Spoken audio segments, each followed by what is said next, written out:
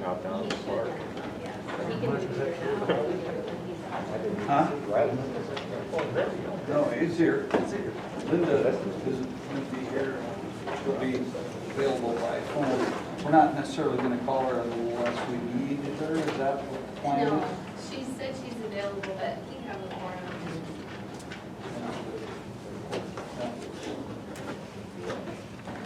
Oh, thank you for signing those. Yes. Now that's handy. Yeah. Getting No, good at it. I'm guessing. Well, that beep Yeah. signifies that it's 6 p.m. Everyone would rise and face the flag. We'll start with the Pledge of Allegiance. I Pledge allegiance to the flag of the United States of America and to the republic for which it stands, one nation, under God, indivisible, with liberty and justice for all.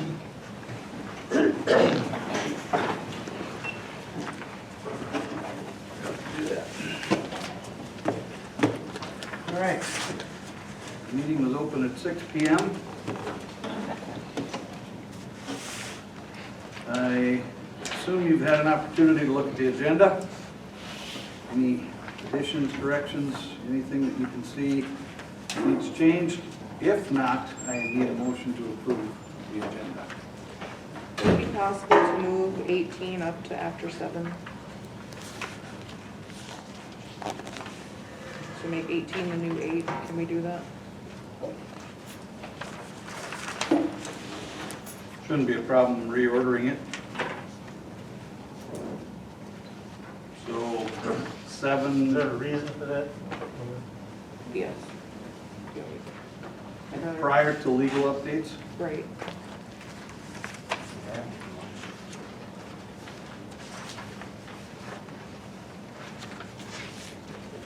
Hi, Sam.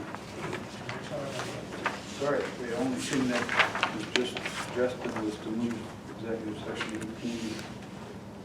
between 7 and 18. Any other reorder, misprints, whatever? To that change, I'll make a motion to approve the agenda. I'll second. Motion's been made and seconded. All in favor?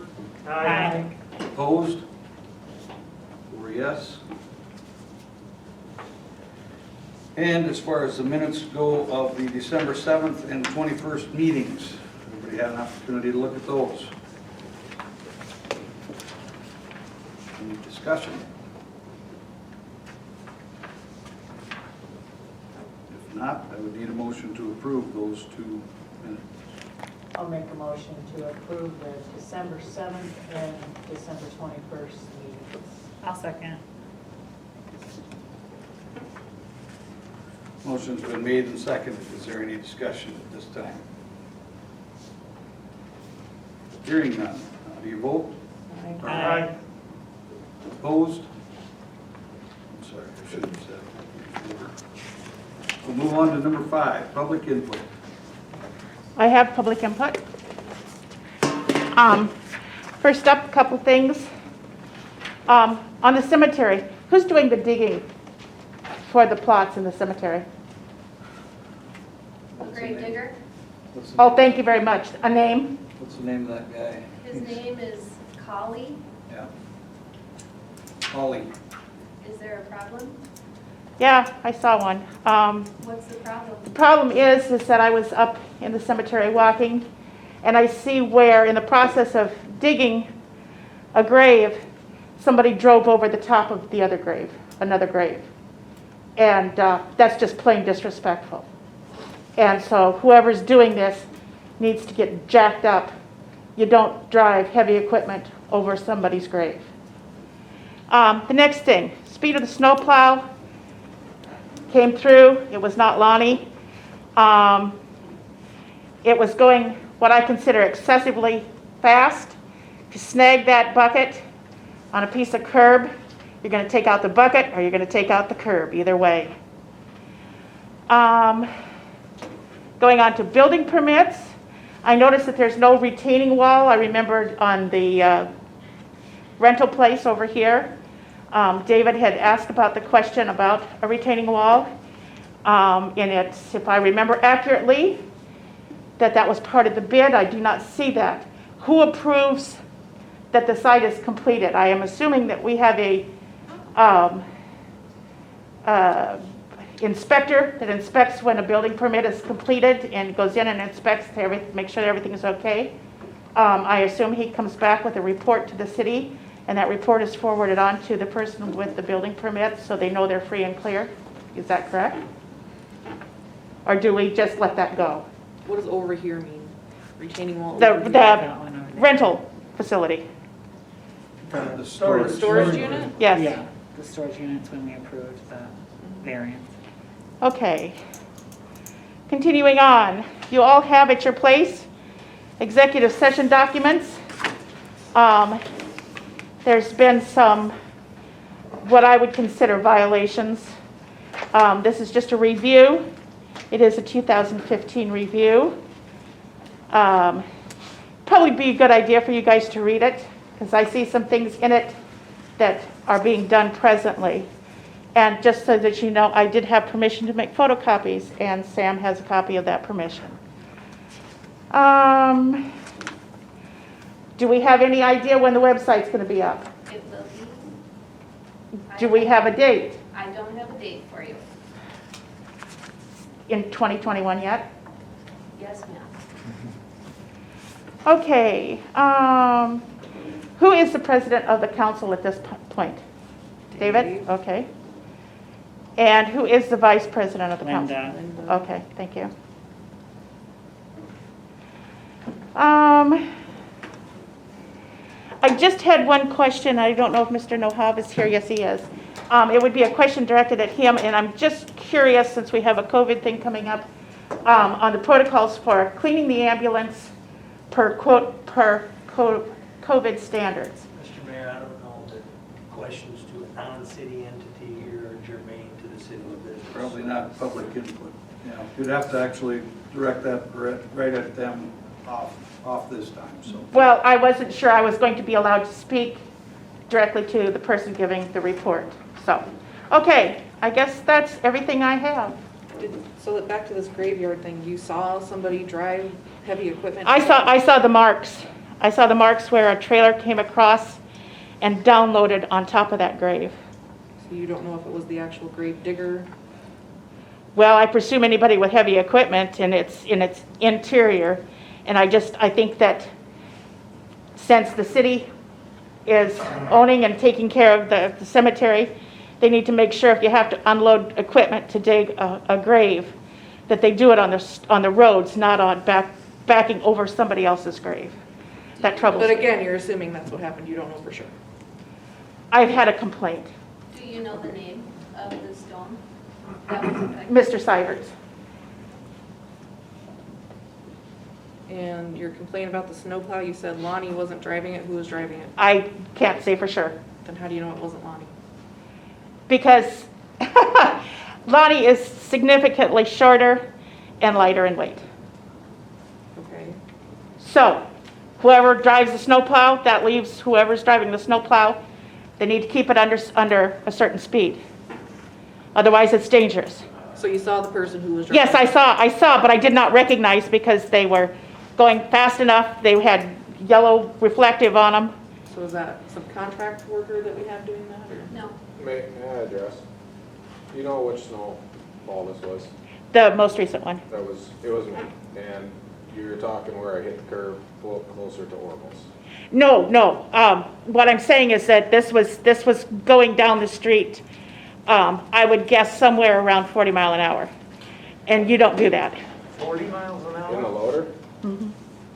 In the loader? I'm not thinking that. Others don't go that I don't fast. go that fast, and I don't go that fast, because if the plow trips... Well, what I'm saying is it's going down the street way too fast. So who else would be driving a snowplow besides you?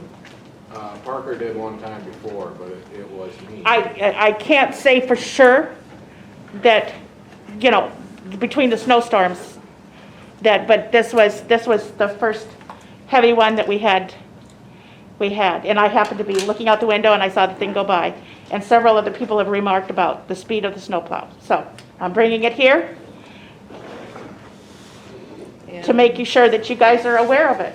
If we And wanna that you lose- have- If we wanna lose our streets to snow on the curb, I'll go 5 miles an hour. If we wanna keep our streets open so there's parking, water drains better in the spring, I have to have some speed, but I guarantee I wasn't going 40. Well, this Probably wasn't even approaching 20. was excessive speed. I've lived there long enough to know when the cars are going 25 miles per hour and that. And like I said, this is a heavy piece of equipment. It snags, and the curb along that street is uneven. You snag it with the bucket, and either the bucket's gonna go or the curb's gonna go. Just bringing it to your attention. All right, and the executive session violations that you're accusing us of, how do you have knowledge of what's going on in executive session? I have the way that you're going into executive session. You can read the brochure and you can see it. Well, I don't think that brochure is going to tell me what specifically is on your mind and what specifically you're accusing us of. If you're not in executive session, I'm asking, how do you know what we're discussing? When the last time, are we still having executive session on such and such? Well, yeah, kinda. You know, come on, give me a break.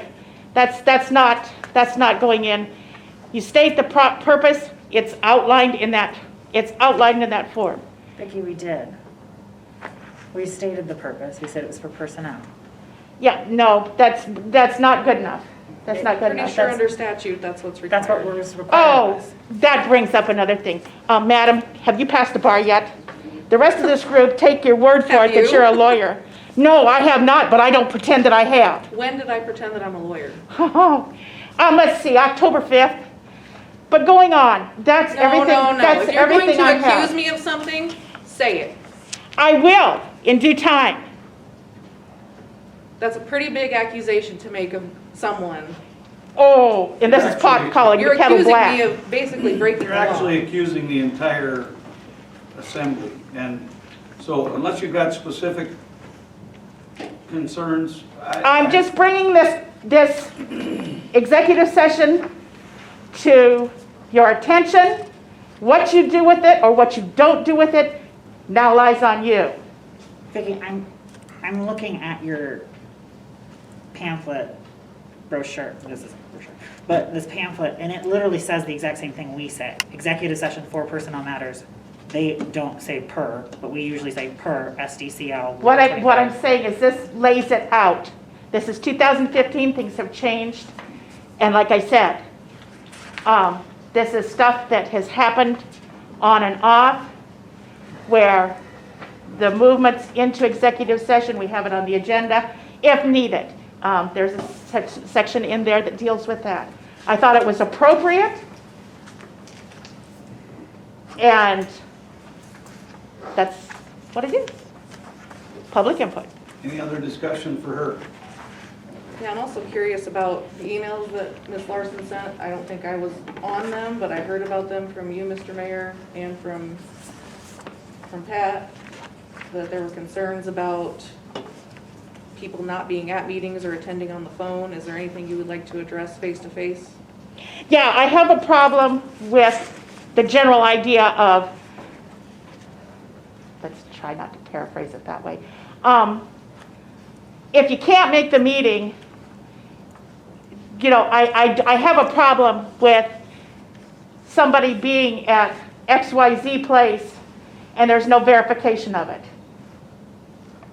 There's no verification that you're alone, there's no verification, and as you see in this 2015 document, they do allow executive sessions in that.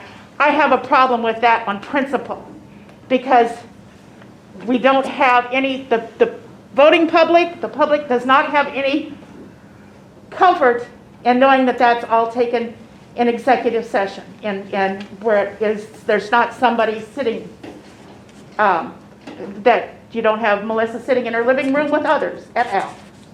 That's my only point. And it's of a procedure that up until this point in time really wasn't an issue, because it wasn't that prolific in the use of having telephonic conversations or I meetings. think that's a valid point, and I think it's a really good thing to realize how fortunate we have been. I appreciate the fact that you brought it up, because we are very fortunate that we have not had the entire council on the phone or on some kind of a video conference. When we have one or we have two people that are missing and they have to be on the phone, that's the way it goes. Some people can't even be at a meeting, just like tonight. But I think we ought to be very thankful that we're not in a lot worse hurt regarding attendance. So congratulations to all of you for being here when you are. Anything else?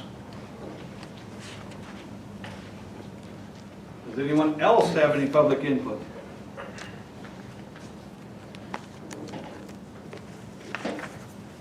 If not, we will move on to number 6, and Jeff Nahava is here with the Alcester EMS.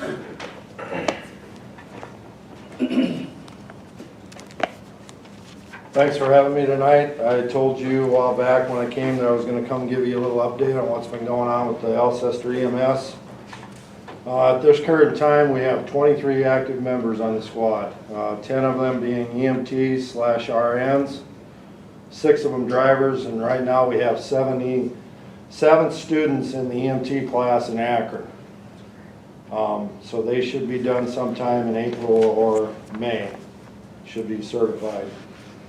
We received a grant from the Alcester Community Foundation and the Sioux Falls Community Foundation for a new Life Pack 15, which is a defibrillator and monitoring machine. It'll bring the equipment that we have up to the newest stuff that's available out there at this time.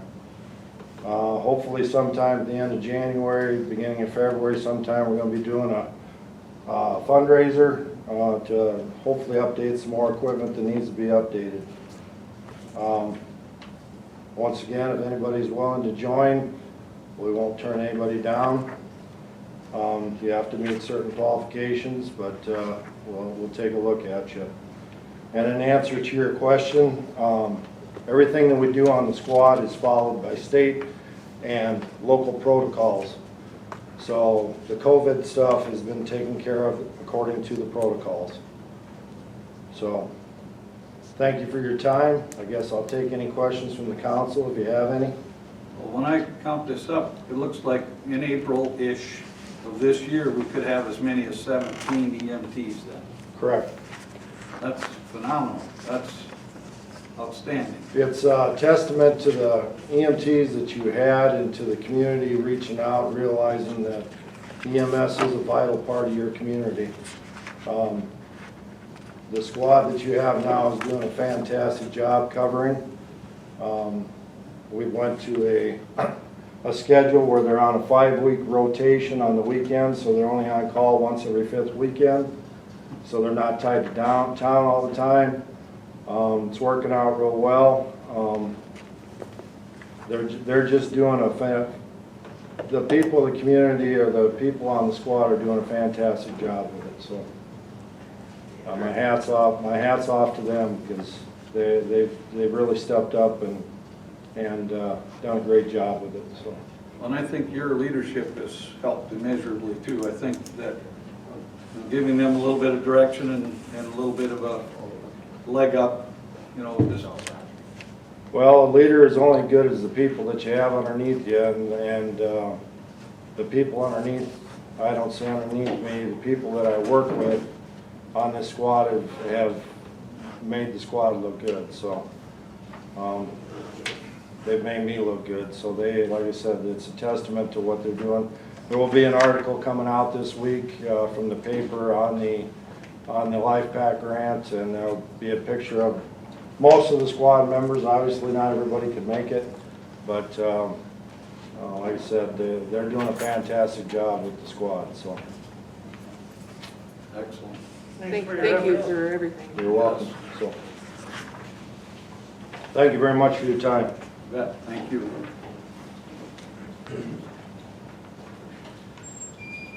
All right, actually, I should have brought this up during public input. I'm going to pass this around, and I'm going to start over here with Darla. This is a card that we received from the Larsens. Very nice card.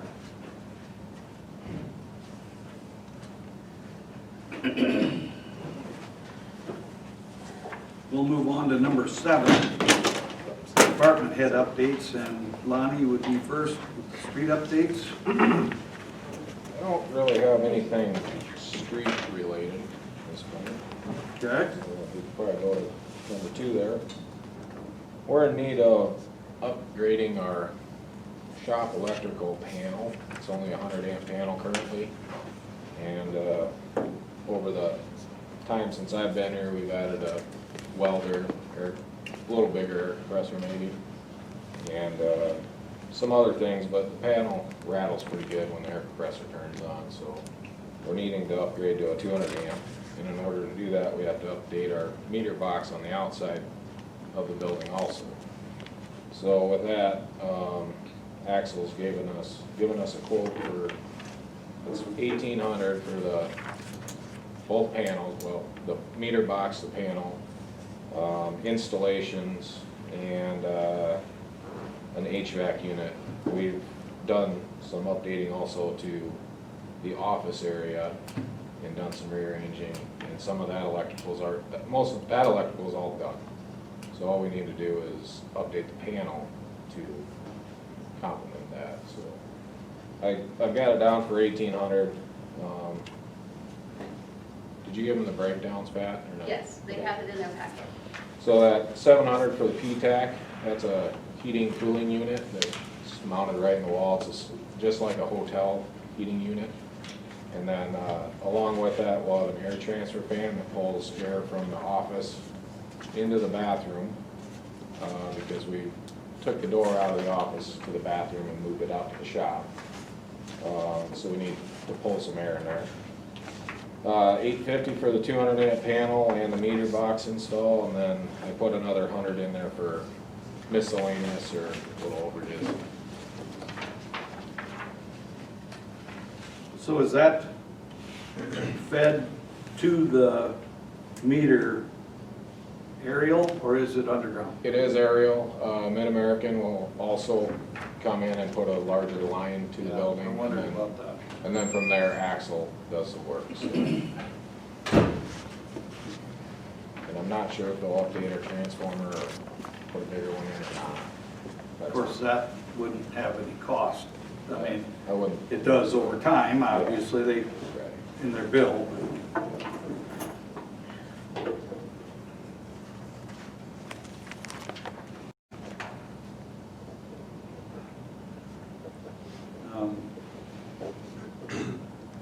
We would actually need a motion to approve that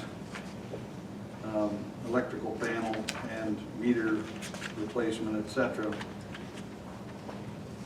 That's the $1,800. Correct. It's on that email. Yeah, I found it. Yeah, okay. Are you asking for a motion? I would need a motion in order for us to go forward. I'll make a motion to approve the upgrade of an electrical panel in the city shop by way of Axel Erickson Electric for $1,800 from the general fund. I'll second it.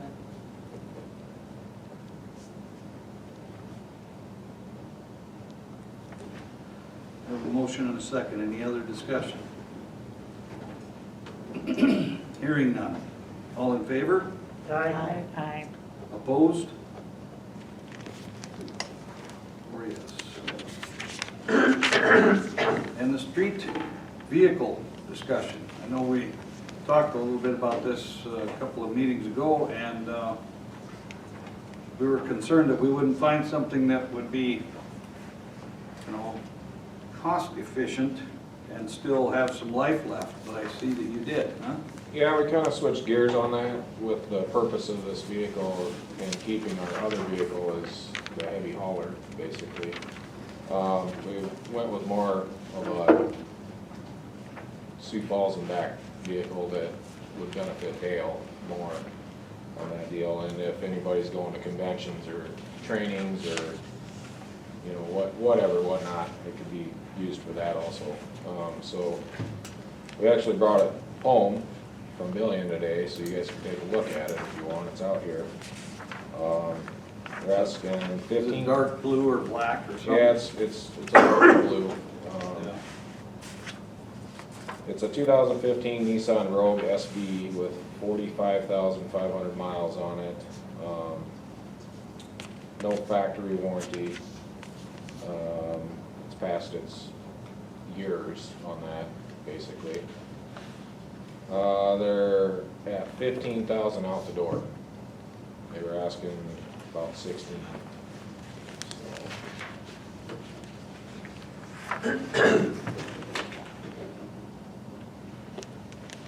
What was the budget for this? Did we budget for 15? This is experience equivalent of a Carfax. Yes. And I see that the score actually is above their high score. I mean,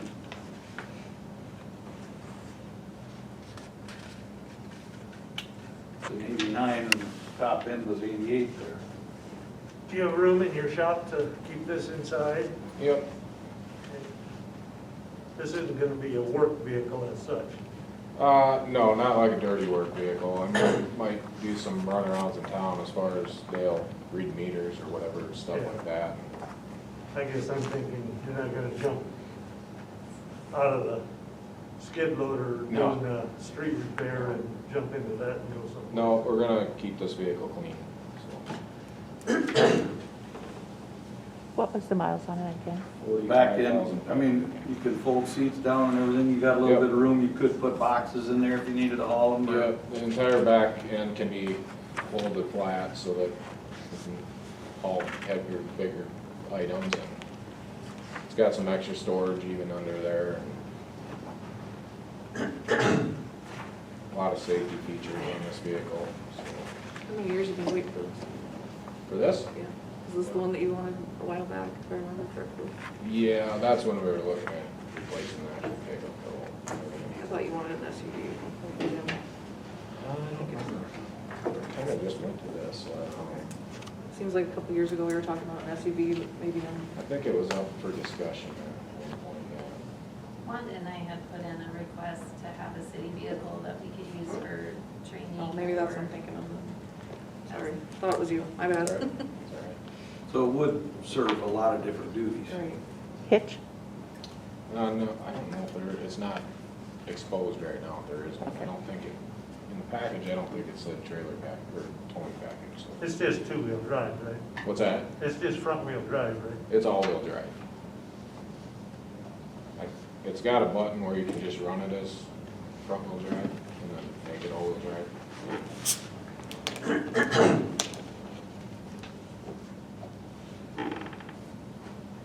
It's a little four-cylinder, they say it can get 32 miles per gallon highway.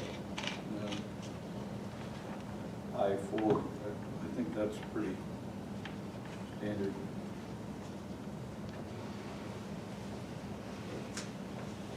Well, obviously, We if had that budget, that, right? Yes, we did. Okay.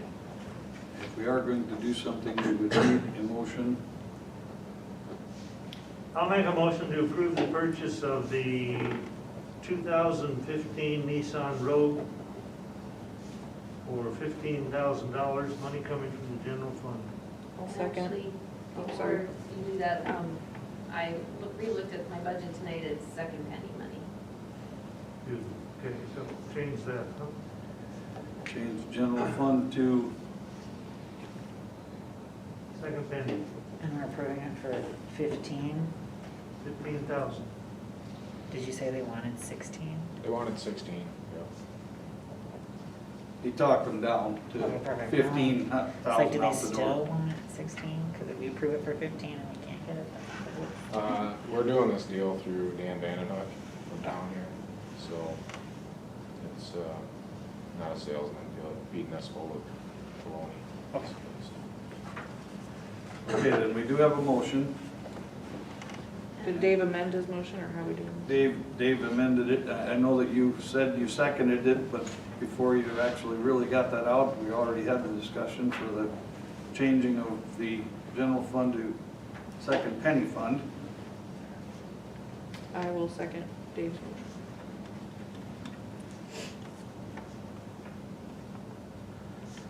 We have a motion and a second. Is there any other discussion? Hearing none. All in favor? Aye. Aye. Opposed? All four yes.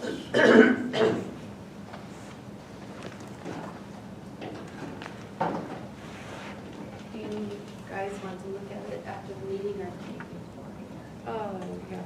I don't know. Yes. I don't understand cars, it will be useless. I parked right next to it. Looks pretty. I looked inside, it looks clean and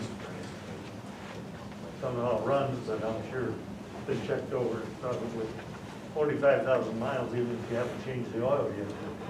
Yeah. All right, we will then move on to letter B, the cemetery, Parker Dooley.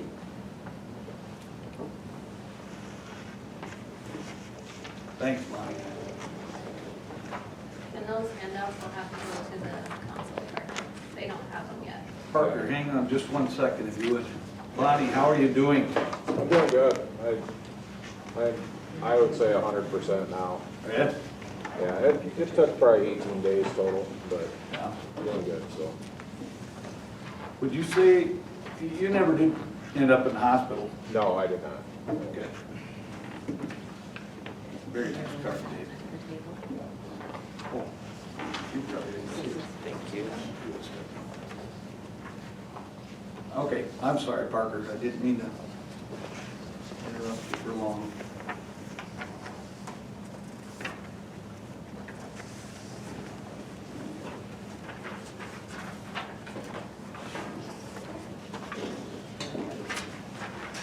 Good enough for everybody?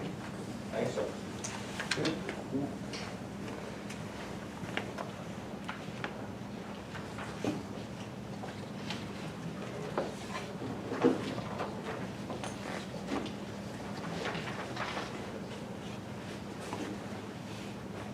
For general cemetery stuff, there's nothing really new that's happened besides a few burials. Pretty much it that's happened out there besides making it a new part of our snow route and cleaning off spaces for funerals whenever there is a burial. For number 2, the replacement lawnmower, we had 2 Gravely fast tracks, I believe. One of them stopped running mid last summer,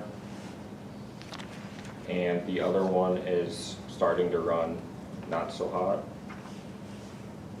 So I searched online a bunch of different brands of lawnmowers and prices and what we could get them for, pretty much best bang for our buck. And I came across the Hustler X1.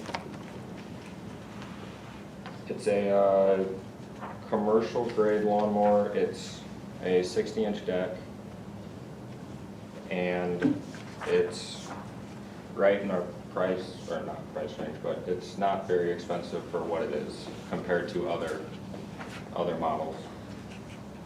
And they offer warranty and a bunch of different add-on things, I guess. Like the anti-scalp wheel and the flex forks and electronic deck lift. The anti-scalp wheels, I feel like, are needed for the cemetery, considering the ground is so unlevel. And the old mower would take out chunks of ground. So the anti-scalp wheels are wheels that go underneath the deck that keep the middle of the deck from plummeting into the ground and ruining that patch of grass, I guess. Flex forks are for a smoother ride on rougher surfaces, and the electronic deck lift is a faster raise and lowering mechanism instead of a foot press pedal. So if I come up to a random brick or big stick that I don't see until the last minute, I can try to raise the deck up quicker to avoid damage to the blades. Parker, question, what width of cut do your Gravely mowers have? 42. So is a 60 you gonna be able to maneuver that well enough around the headstones? Yes, sir. I've used the 60-inch John Deere that we have at the shop one time out there, and I was able to get between 90% of the stones, and the rest of them I can either use that old Gravely that still runs kind of so-so, or I can just weed whack in between them. You're not gonna trade in the one that's running, or not, that's still running? You're gonna keep the one Gravely that's running? Yep. I intend to, just so we can go around those tighter spots until it does give out. I don't know when that'll be, but it kind of seems like it's getting closer every time I use it. This is from Dakota Truck and Trailer in Sioux Falls. Did you get a chance to talk to those guys at D&D up At Lennox? Lennox? No, I did not. That didn't even occur to me. I just went on the Hustler website and looked up dealers. I think it'd be a good idea to talk to them. They're the largest Hustler dealer. I want to say it's in the nation. I'm not sure about that. Okay. They do a lot of Hustler business, and they might be able to do a better deal. I don't know. Okay. Yeah, that's definitely something to look into. This is not a rush purchase. This is Right. We gotta wait till summer to use it even. So I can call around and see if there's any better places to get a cheaper price. I think it'd be a good idea to touch base with them at least. I mean, Yeah. getting a couple bids wouldn't hurt anything, so. I'm glad you're looking at a Hustler. I have high regard for Hustlers. We've had one at the golf course for the last 4 or 5 years. It's got almost 1,700 hours on it.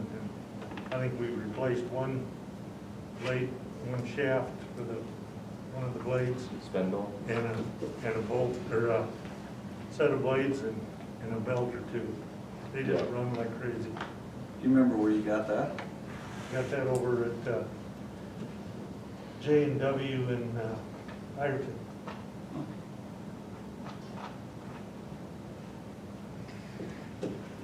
Well, there's another thing. I mean, you could hit up 2 or 3 other places, just to see. Yep. Wouldn't hurt. A little bit of competition might bring that bottom line down a little bit. I mean, I realize that the cemetery has a fund, but still. Yep. Yeah, I can call around to other places and get some other quotes. I guess I didn't realize that D&D did Hustler. They're big into it. Okay. Yeah, I'll give them a call, and whenever I find out, bring it up the following meeting. Thank you, Parker. Thank you. Are we gonna wait, Mr. Mayor? I think we should just table that or wait, not do anything with that until we get more information, yes. Thank you, Parker. Thank you.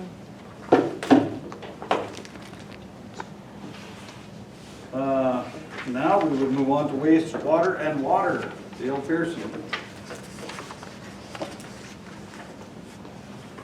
How are you doing? Good. Good. Our intermediate wet wells are here. They were at the plant this afternoon to do some wiring. And the first one's going to be installed supposedly by Wednesday or Thursday. And then I would guess next week we'll put the next one in, and we'll be done with that segment. So will we notice any excess pressure when we flood? I would guess not. I would appreciate that. But at least we might not flood. Yeah, I guess. just joking. Yeah, no, that's pretty much all I got. So the second one goes in next week, you said? I'm assuming so. The plan is? Yeah, they have to do some, wiring and get the pump here and look and retrofit it so it'll fit. And they're supposed to have most of that ready to go They were thinking Wednesday or Thursday, so it'll be a good thing to get that done. Thank you. Yep. Thank you. Yes, thank you. Well, we'll move on to the police department, and we have Officer Sculler here tonight. Guess I'll come up to the podium too. Before you begin, I wanted to commend you indirectly via text. I got a major pat on the back for you from your immediate supervisor, the chief of police, and he said he's very proud of how you stepped up. And I mean, he was proud of you before, but still, I mean, you've had kind of a tough time here. There's been a lot of stuff going on, and it's a poor time to be missing half of the crew. So Yeah, it's all right. I appreciate it a lot, but also I've told him a million times, I know he'd do it for me, and I don't ask for anything in return. So are you doing overtime, or are you getting some part-time help to come in? Sheriff's office has helped out a little bit this past week, and then I believe at least one part-timer is going to help this week, and maybe one during the weekend. Nice that we get some help from the sheriff's office. Send tax money down there. Yep. So also, I guess I tried to do stats. I'm not sure if I got 100% correct the way Jeff does it. But I want to reiterate, you know, maybe short numbers, but we've had some big things go on this month and taken up a lot of time to where we can't really be out doing too much traffic, and we don't like to pad our numbers with silly things. So, you know, I just said a few of these are some bigger things that are taking up some serious time. With that, I don't think I have any more talking points. If you got any questions of any of the things you see or anything like that. Vehicles are working well? Vehicles are working well. Remote start on my truck is amazing. I'm kind of fortunate compared to Jeff. He doesn't get that. Thank you for stepping up. No problem. Anytime. if you do need something, don't hesitate to ask. I told the chief the same thing, and I know, you know, we want to be self-reliant, but at the same time, I mean, you can't do everything. Yeah, exactly.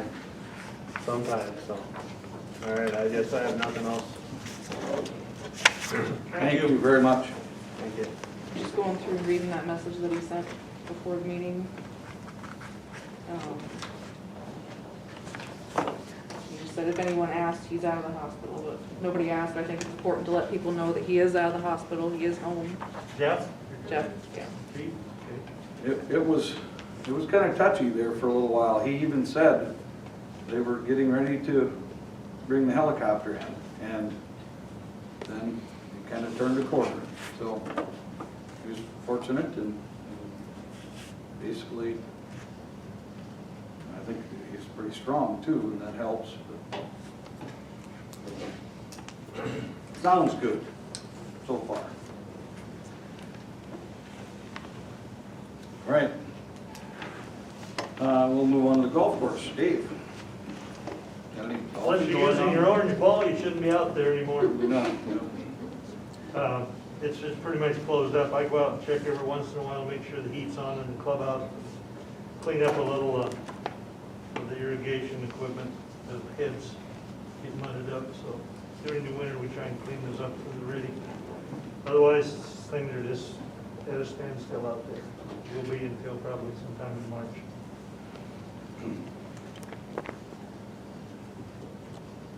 Is there, every year do you do this kind of early payment of membership, kind of a discount, or not? Yeah, we haven't done that every year. Okay. Well, what it amounts to is if you pay it by 15th of May, I think it is, You don't have to pay you the get increase. you get the regular rate. Otherwise, there's a higher rate later in the season. Sure, okay. The rate is in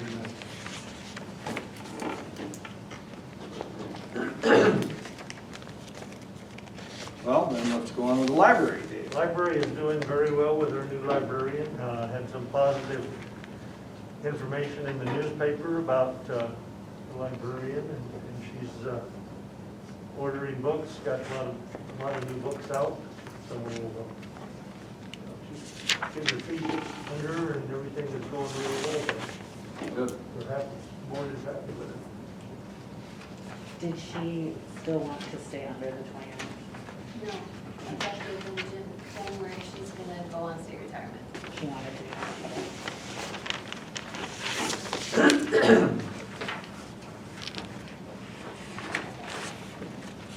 All right, well, we modified the agenda to put item number 18, which is executive session if needed, and notice that it says 125-2 dash. I'll make a motion to enter into executive session pursuant to SDCL 125-2, 1 for personnel. Second.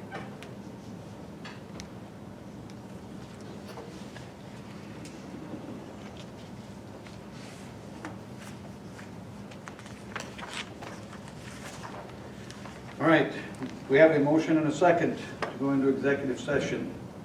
Any discussion? Hearing none. How do you vote? Aye. Opposed? 4 yes. We're in executive session at 6:46 PM.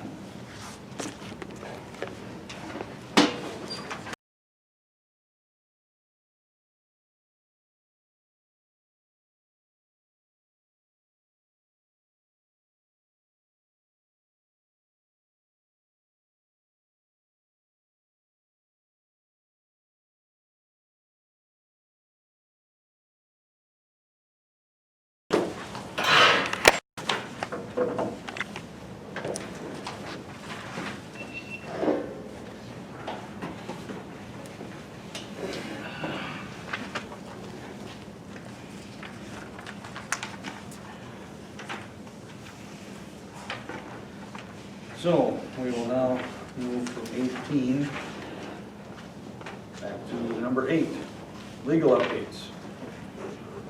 Okay, 307 Iowa is one of the homes that we've been working on to get up to speed and snuff. We've had an inspection, as you may know. We provided our inspection results to the property owner's attorney, who has responded to me and explained that they like a period of about 90 days to get certain work done. In my conversations with Mr. Fillings, the code enforcement officer, he feels there are certain structural things that need to happen.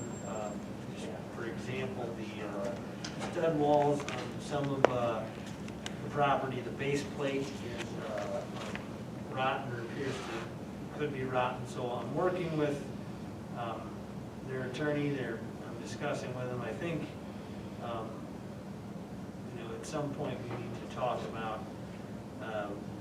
whether the council wants to proceed with the notice in order to condemn, or whether or not he's entitled essentially to try to fix the property.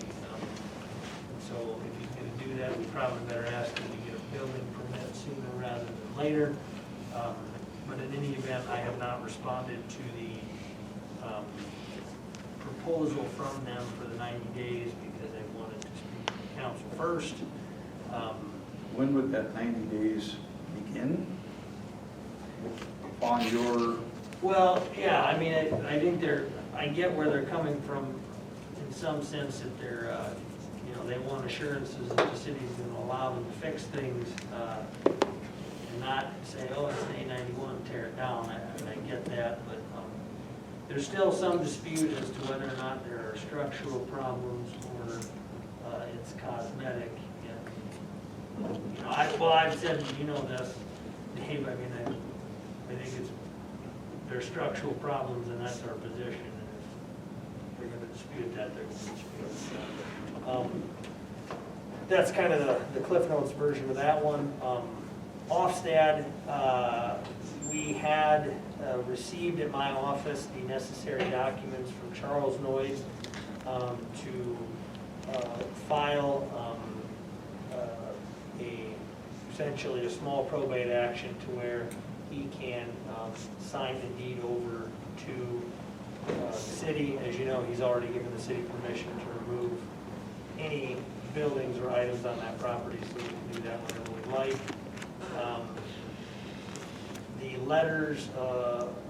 The letters appointing him as representative, I think, would be done here in the next week or two. And then the next thing that would need to happen is that the actual personal representative's deed would be sent to him, he would sign it, and then the city would own the property outright. Can we take just an aside regarding the removal of things from that property? I know that the individual that was initially contacted had an issue, health problems. Are they back on board, or? And I have not talked to that individual directly, but I did talk to some people that know this person personally, and I think I'm going to call him and see if we can get that scheduled. Get it going? Okay, sorry. So that was, yeah, I mean, I would expect, I think I told Pat this, I would expect by the time you get the deeds and things sent to the mail and then things recorded and stuff, I would expect the end of the month before the city is on the Owners. Yeah, the owners outright in a registered deed with the county. But I do know that the surrounding property owners are interested in getting with the program. So if we can do something now, we should start as soon as possible. And he's authorized us in writing to have at it, so whenever we're able to do that, I don't think there's any issues with doing what we need to do now since he's authorized. That's all I've got, Mr. Mayor. No reason that you can think of for an executive session for contractual matters? Nope. Okay. I suppose 9's kind of me too, huh? Yes, it is. So this agreement is unchanged from last year. I did note one item that we can either pen change, which I've actually done on the copy I've got here, or we can get a new front page. The second to last line where it says mileage for attending one regular council meeting per month. I've just changed it so mine reads mileage for attending regular council meetings. And we don't charge you mileage to come over here, so just wanted to. You're scratching out one. Yep, scratching out one, and then the per month and just regular council meetings, I think, covers the 2 times a month. And other times good. So if we have special meetings, we don't have to pay you? Yeah, you're not gonna pay me for mileage ever. Is the intent, so. I think we could, if you really want to get crazy, we could just cross out everything after except for mileage. What he's saying is they don't charge us for mileage, but it's in here that they could. So I think maybe before we sign it, it would be a good idea to have it changed. Yeah, I'll change that and get it over to Pat tomorrow.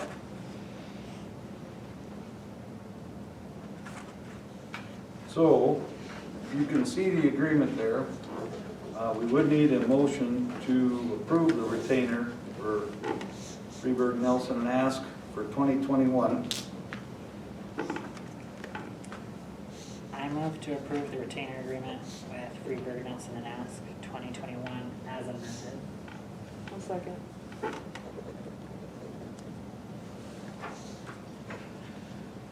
There's been a motion and a second. Any discussion? Everybody does know what that amendment was. The word "one" on the second to last line of the first page. The word "meeting" changes to "meetings," and the words "per month" at the end are gone. Hearing no other discussion, how do you vote? All in Aye. favor? Aye. Opposed? 4 yes. Motion passed. Congratulations, you've got a job for at least another year. Or until such time as the city informs. Exactly, that your services are no longer Okay, then we move on to number 10, the official newspaper. We have one, the Alcester Union Hudsonite, official newspaper for the city of Alcester for 2021. I would need a motion. I'll make a motion to approve the Alcester Union Hudsonite as the official newspaper for the city of Alcester 2021. Second. Motion has been made and seconded. Is there any discussion? Hearing none. All in favor? Aye. Opposed? Or yes. Motion carried. Moving on to the 2021 official bank, Premier Bank, Alcester, 2021. I would need a motion. I'll make a motion to approve Premier Bank as the official bank for the city of Alcester in 2021. I'll second. Motion has been made and seconded for the official bank for 2021. Any other discussion? Hearing none. All in favor? Aye. Opposed? Or yes, motion passes. Now move on to number 12, COVID-19 quarantine policy. And the discussion. There's a sheet in here that shows you discussed and adopted January 4th, 2021, and it comes from the South Dakota Department of Health. This wasn't adopted by the city of Alcester, was it? No, It might it be. would be if we decide to do that. Okay. But I guess, sorry, discussion. I think that getting guidelines is pretty necessary. I think it's probably the best time, I mean, I could have done it sooner, but okay. It's probably the best time to do it given the fact that vaccines are coming out. So hopefully this will be a little stopgap until everyone's good and COVID's become like the flu and well handled. So I think like we have to do something. I think the 10 days is technically less than what the CDC recommends. The CDC still recommends only 14, still recommends 14 days, but they do say that other locations choose to go shorter, and then they provide a list of what other locations do. I think it's best if we take the safest route. So if debating between 7 and 10 days, I'd go 10, and if we're debating between 10 and 14, I'd say 14. But I think having some policy, especially given the fact that COVID has such a high asymptomatic symptom rate, we have to know what we want to do for when people come into close contact. Less so when we find out that they have it, because obviously if you've got symptoms, then you're probably going to stay on until the symptoms are gone, I would hope. But if you're just a close contact and you are asymptomatic, you're putting so many people at risk. And we don't know the life stories of all of our citizens. So a single person coming in and getting a serious case and then their whole family having to deal with the medical expenses, or worst case scenario, the funeral expenses and loss of income, it's just something I don't think the city council really wants on our conscience. So there. well, I do know that they did change it from 14 to 10, and they did say at the bottom, it is of course advised to maintain quarantine for 14 days, but they also realize that different organizations have key people. Even 4 days back on the job is better for some cases. So when you have one city maintenance person per se, Or only 2 police officers. or only 2 police officers, Well, I agree with 10 days on the first section where you test positive and have symptoms.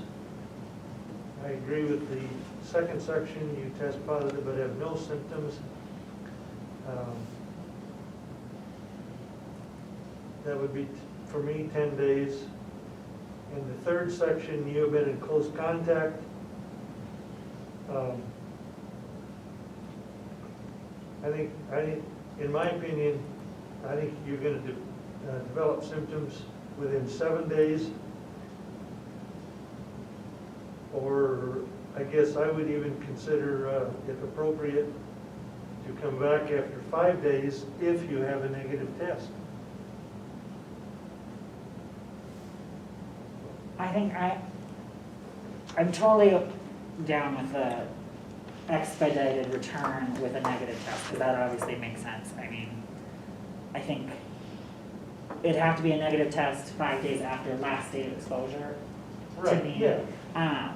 I don't necessarily know if I would be okay with lowering just the regular, like, the regular one without a test, just given the fact that we've already decided in the above one that if you have no symptoms, 10 days is the appropriate time.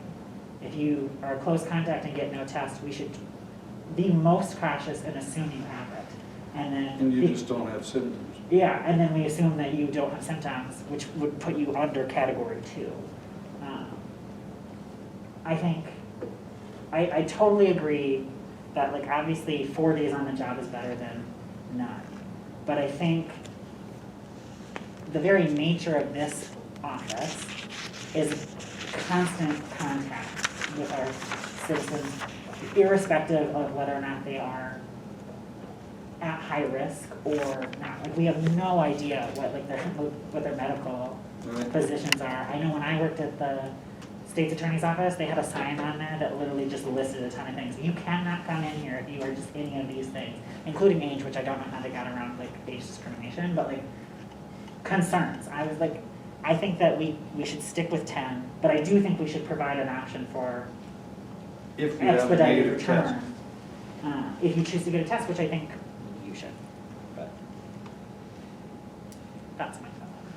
I'm a little confused on the third one. I thought you had decided, Mr. Mayor, that it was 7 days. Now we're going back to 10. No, it was 10. It was 10 for, in the case Bless you. here. Bless you twice. See, I was just thinking about an email that was sent last month, I think, maybe it was 2 months ago, where you said that the CDC changed the guidelines and now it's 7 days. I think the CDC's guideline, well, it's not the CDC. The CDC, I will stand by my, they say 14. Well, I But like, understand. but it's like, if you have a negative test, it's 7, I think is what they were saying. But I think we stuck with 10. I think, yeah, I think we generally We used 10. stayed with a 10 number. Wasn't there a green document that I sent out in? Yeah, it was the physician from, I can't remember where, Yeah, their deduction of how you should follow the new flow chart. yeah. Yeah. And that one did have a 7-day for expedited return and a 10-day for regular. And I think I must have got a 14-day for. I thought there was a 5-day too, if you had a test, a negative test. I don't know, here it is right I here. can't remember. We're all working on bad memories now. Okay, did you develop any symptoms? If the answer is yes, begin isolation, you'll be contacted. End of story. There's no other point. No, you may get tested beginning on day 5. That's day 5 from the development of any symptoms. If the test results are positive, you begin in isolation, you'll be contacted. End of the flow chart. If the test result is negative, quarantine period ends day 7. If no test is performed, and that's what happened here, no test was performed, quarantine period ends day 10. So here, they don't say anything about having a test, that's why it says 10 days. But you're talking about the possibility of adding a caveat at the end that says, if you have a negative test after the 5-day period, you would be able to go back. Is that a rapid test, any test, or? Doesn't say, it just says you may get tested. Correct me if I'm wrong, I try to remember with me, cardio memory, but like, did we not say at the previous time we were discussing testing, that if you get a negative rapid test, they send it for the full test? They send it in. Yeah, they do automatically. Yeah. So if we did add a testing aspect to this, the rapid test we wouldn't use, we would wait till it was confirmed by a lab, is that what we're saying? Yeah, I think that's what, Well, but But if the test result is negative, your quarantine period ends at day 7. So you're gonna hear back from the longer test, and if it comes back positive, guess what? You go back to this other side and you're now positive, you'll be contacted, and that's But it. yeah, I do think it should be from like the second testing, not necessarily the first, like the rapid test that's negative, that they already are apparently suspicious about enough to send it for another test. Because if we let you come back on the first one, because it said negative, and then we find out you, oh, by I the guess way, that's you were what I was- actually positive, That's what I was wondering. then I'd be a little miffed. Well, it's gonna be 2 days for sure Yeah. after the test. Because if you get tested on day Day 5, five, if we you let you get come tested back on on day the 5 and it's negative, then the quarantine period ends day 7.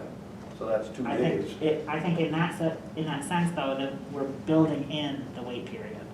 If your Exactly. response That's doesn't what I come mean. back within, like, let's say your response comes back on day 8, then I think we should make you wait until day 8. We want the official response. And it's just unfortunate that the lab took forever. Well, yeah. Now, from what I've just read today, one of the companies that we build parts for, they test for COVID-19. And they do rapid tests, and they also do the longer test. Their goal is 24 hours. So if you got tested, my daughter just left and went back to Minneapolis. She got tested yesterday at 6 p.m. I assume I may have a text that says I got the 24-hour test back, not the 15-minute one, the 24-hour test back and what the results are. Now, that's Minneapolis, that's not Alcester.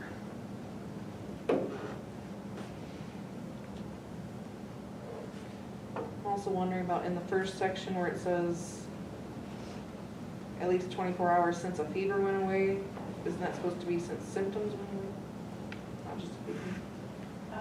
The way, I took the verbiage from that one website, and that's what they said without, where your fever subsided without fever-reducing medicine. Yeah. What if you never had a fever? Yeah, I think that the term symptom is probably better. It could say 24 hours since a fever or symptoms have passed or expired, gone away, whatever. Because you may just have a headache. As a matter of fact, the chief of police said his headache was, it was the worst part about it. He said he would rather have a number of things happen to him, and he went into great detail about some of the things. And I'm telling you, I was cringing the whole time. But he'd rather do that than have that headache and COVID-19, so it's no walk in the park. So are we gonna add 4 symptoms there after fever? I think that's a good idea. 24 hours since a fever or, Since symptoms or, because the fever-reducing medication, that only applies to oh yeah, fever. that's true. Since symptoms or a fever went away without use of reason. That's a good idea.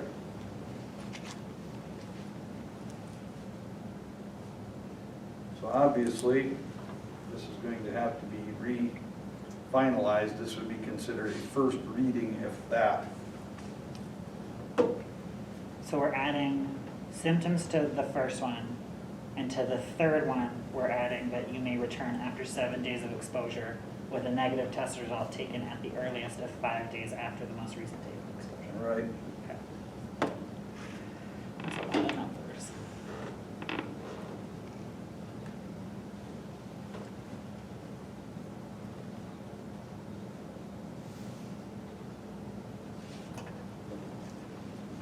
Can you say that again? So 7, Okay, yeah, I'll just read it. I wrote it down because I was trying to be picky. You may return after 7 days of exposure with a negative test result taken at the earliest of 5 days after the most recent date of exposure. And that's virtually exactly what the flow chart says. If you look at the green flow chart that I sent you that gave you something to think about before we started talking about this.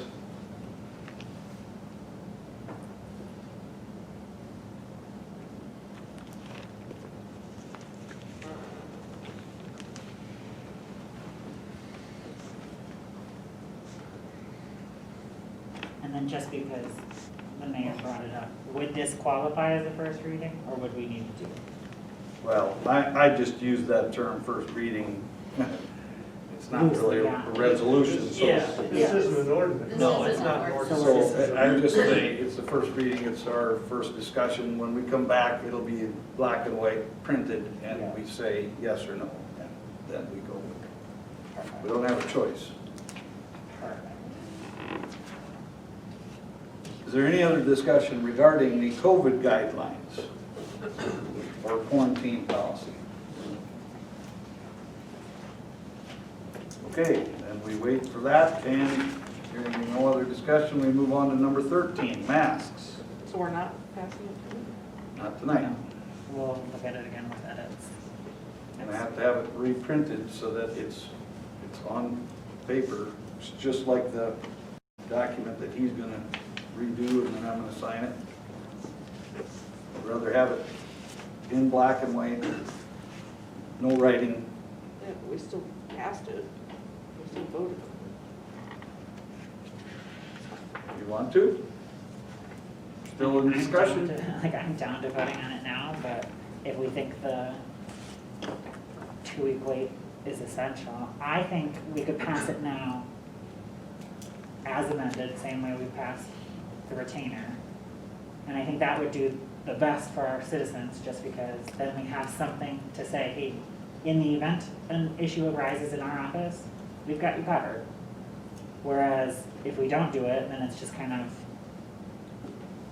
This is something we probably should have done 9 months ago. Oh, yeah, absolutely, should have been done in March, but we didn't even know what this was gonna turn out to be, but I wished it would have died out in March. you're the council, May I have permission? yes. When you make the motion, would you state it in full of what you're going to change it to, please? You want the actual amendments? Yeah, so that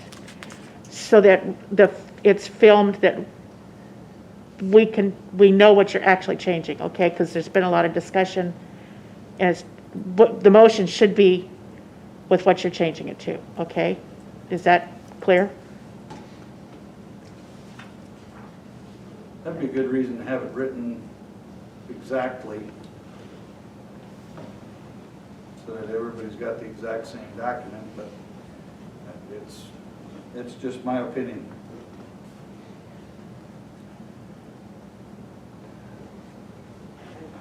I still think we can do it now, but Yeah, I'm just trying to think of how I want to phrase this motion to include the amendments in a succinct manner. I move to pass the COVID guidelines, City of Alcester policy with amendments to Section 1, you test positive and have symptoms, so that it includes 24 hours since symptoms or a fever went away. And to Section 3, you have been in close contact, to include at the end that you may return after 7 days of exposure with a negative test result taken at earliest of 5 days after the most recent date of exposure. I will second.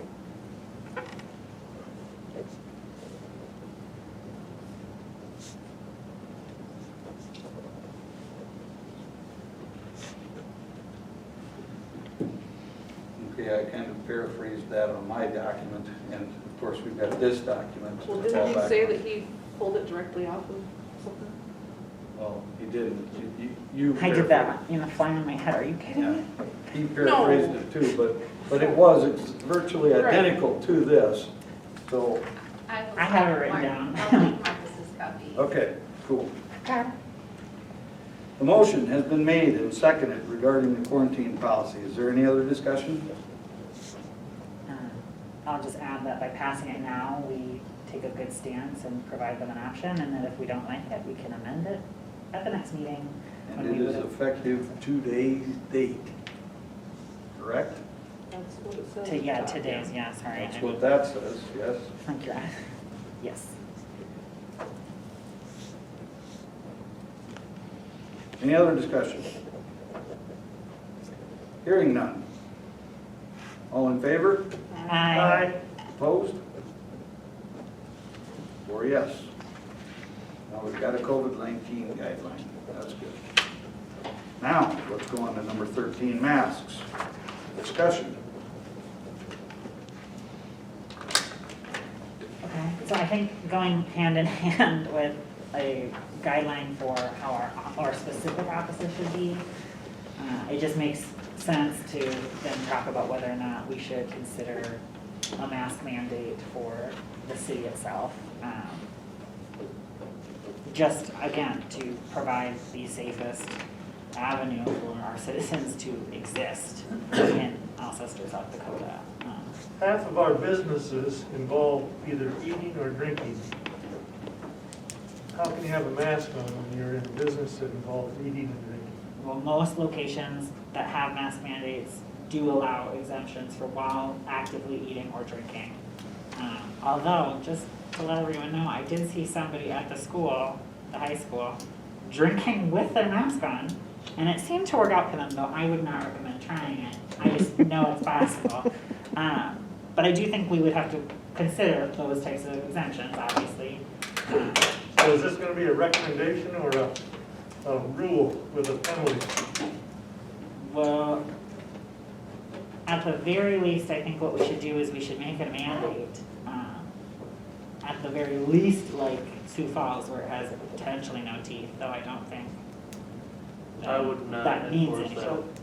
that. Yeah, it's Of very course, because difficult there's to no- enforce at best. There's no teeth, so it's literally just a, Why mask? So we might as well just do a recommendation. If you're not gonna put any teeth in it, you might as well do a recommendation. well, I'm not saying I wouldn't put teeth to it. I'm just saying at the very least, we should do a mandate with no teeth. What I think we should do is we should just do a mandate, and we should think about what our options are and what the most fair and reasonable type of penalty for it should be. So we're talking about masks, like a city mandate, or is this just on city property, or what are we I talking think that's about? also part of the discussion, is we could Yeah. debate whether or not we want this to be limited only to our properties, or if we want I it think to that's be. two different issues. Well, the article that I sent out that had to do with Mitchell, the city of Mitchell, and the PAC that was there, or LPN that was there, the mayor and the president of council, and all the struggles that they had and the back and forth. That was for the city. That was not for just the city office. That was for Mitchell. And even if we were thinking about where we want to limit it, I don't think they're different issues, they're just different scopes to how you're trying to solve Well, your yeah, issue. it's- And so like, I think, I don't know, I guess I have not looked deep into what our ability to pass such a mandate would be, but I think we would have the authority to say, hey, much like public indecency and exposure laws require you to wear clothes, I think we could say, hey, wear a mask. I think it should be up to the individual businesses. I go to Canton, to the Dollar General store, masks are required. I go to the Baumgartner stores, it's company policy, masks are required. Somehow, I think we're gonna torque off a lot of people, and we're gonna have people upset because we're making them wear a mask when they don't want to, even though I think they should. I think, personally, it is our obligation to our citizens to ensure their safety. Even if that necessarily means that sometimes they have to do a thing they don't want to do. Masks are that thing. Currently, they ensure safety, and people don't want to wear them. I'm wearing one, I don't want to wear this. I get stuffy, I've got glasses. If I wear my one type of cochlear implant, then it definitely causes all funk up in here, but I wear it. So I think, while letting individual businesses take that stance might have worked in the beginning and we could have assessed our decisions then, I don't think it has worked. I think we get pushed to having to do a mandate because of problems. There has been a lot of people who have gotten it recently, and according to what people have told me, lots of people have died from it recently. And so we have to do what we can. The school didn't want to put a mask mandate either. I can tell you right now that the majority of the school board does not want a mask mandate. They have one, because they needed one. But do you know what the ramifications of not wearing a mask at the school are? But it's supposed to be you're sent home and online education. And I was told there really are none.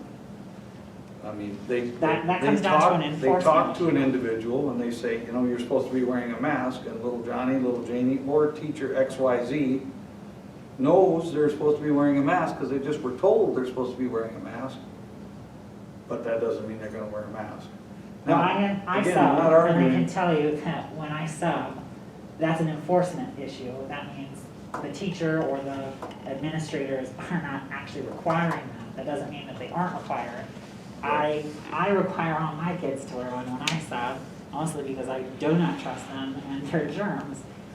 I think the same thing exists here. I agree with Dave. If we give it no teeth, I don't necessarily agree with our police officer saying he'd outright not enforce it, though I do understand that if there's no enforcement ability, then fine. Right. But like, that doesn't mean that we shouldn't have a mask mandate and that we shouldn't give it some teeth. And see how it goes. If there's a ruckus here in town because they don't like it, they can come to our meetings and they can tell us they don't like it, and then we can adapt. That's the whole point of a council. Mr. Nelson, do you know, like, I know right now our governor's position is that she will not back any A cities, statewide mandate. but Yeah, how does that so, affect the cities who want to do one? so we talked about this, you'll recall, in March, April, and the governor's office would not do anything above and beyond, I forget the statute number, but it's 9.3 or 9.8 something, that essentially gives municipalities the broad brush authority to take certain measures for public health reasons. And you may recall that our issue then was that, boy, this statute is really broad, and I don't know what happens if somebody challenges it. I think we still have the same authority to do what Marcus is suggesting under that statute. Whether we can and should is up to you. I don't recall, does Sioux Falls currently have a mask mandate? They do, Okay. it has no teeth. Right. To quote one of their council members, they neutered it. Right, so I mean, does Alcester do that? Yeah, I think there's a legally defensible argument where you can. Should you, that's your decision. What does it mean if you do or don't put teeth in it? Well, the logic behind passing a mandate that has no teeth is that you will, quote unquote, guilt some people into wearing a mask that would not normally wear a mask. To go off of that, not that I'm an attorney yet, though I am in a remedies class, and I did just do my reading, and the remedies book says one of the purposes of us having laws is not necessarily always to have the punishment, but to demonstrate the moral attitude of your locale. And I think, I agree full-heartedly that it should be up to individuals. I think the best choice was to wear masks, and I think we now need to create a moral standard demonstrating that that is the best choice. And if they don't like it, they can vote us out, they can vote us in, they can vote different people, they can come to meetings, they can tell us they don't like it, we can adjust, we can adapt. Democracy in action, but if we don't do it, I think we've really reneged on our obligations to our. I will tell you, I think you're well within your authority to require masks on city property if you want to come into these offices. Part of what I do is I see a lot of chatter with respect to school issues and some of the other roles that I have, and there's a lot of, I'm going to call it very thin arguments out there for people who are saying I have a sincerely held religious belief that makes it so I don't have to wear a mask, and those things are generally, those get taken care of pretty quickly because it's pretty easy to debunk those. I will tell you, the legislature is considering several drafts of COVID liability legislation that are going to make it very, very difficult to recover any sort of damages for COVID liability. I mean, you have to have a specific intent to go somewhere with COVID-19 with a specific intent to transmit it. Cough right directly Yeah, in I mean, somebody's face. And I don't know where that's going once it gets introduced, but I think it's got a lot of support already. And I just bring that to your attention in terms of government entities and government property is pretty well settled that they're in there and covered. So you're not gonna have any premises liability here. To your point, whether or not we should do that, that's on the council. I mean, I think we have the authority to pass a mask mandate under current state statute. One thing that I would like to provide for you, I support what Christy Nome has done. I think it should be an individual decision if you choose to wear a mask or not wear a mask. 2 months ago, I look at the Department of Health website every day to see what our caseloads are, if it's an upward trend, a downward trend. And 2 months ago, our state was completely blue, meaning that there was a lot of cases everywhere. I just looked at the cases now. There are 86 active cases in the state. Our state has gone from mostly blue to mostly white. There's only mass case in the larger counties, Pennington County, Rapid City, Minnehaha County. I have family in different places of the state, and I always look at the same counties. Lincoln has 9 active cases right now, Lincoln County. Minnehaha has 38, Union has 2. And each one of those counties that I look at all have a downward trend, and that downward trend is the last 3 months. So not having a mask mandate, you are allowing people to make that decision for themselves. If you're sick, don't go to work. And it's working. So I'm just gonna throw that out for you. I think that right there is virtually the same thing I just said. I think people have kind of they've gotten a wake-up call from the big, hairy, bad numbers, and I think they've been taught we're not 10 foot tall and bulletproof, and I think some of them have started wearing masks and started to be a little bit more separated where they weren't necessarily doing that a couple months ago. Now that being said, it's a perfect argument for a mask mandate. Especially if the mask mandate is specifically a mask mandate, and that's all it is. You're required to wear a mask in Alcester, South Dakota. Thank you, good day.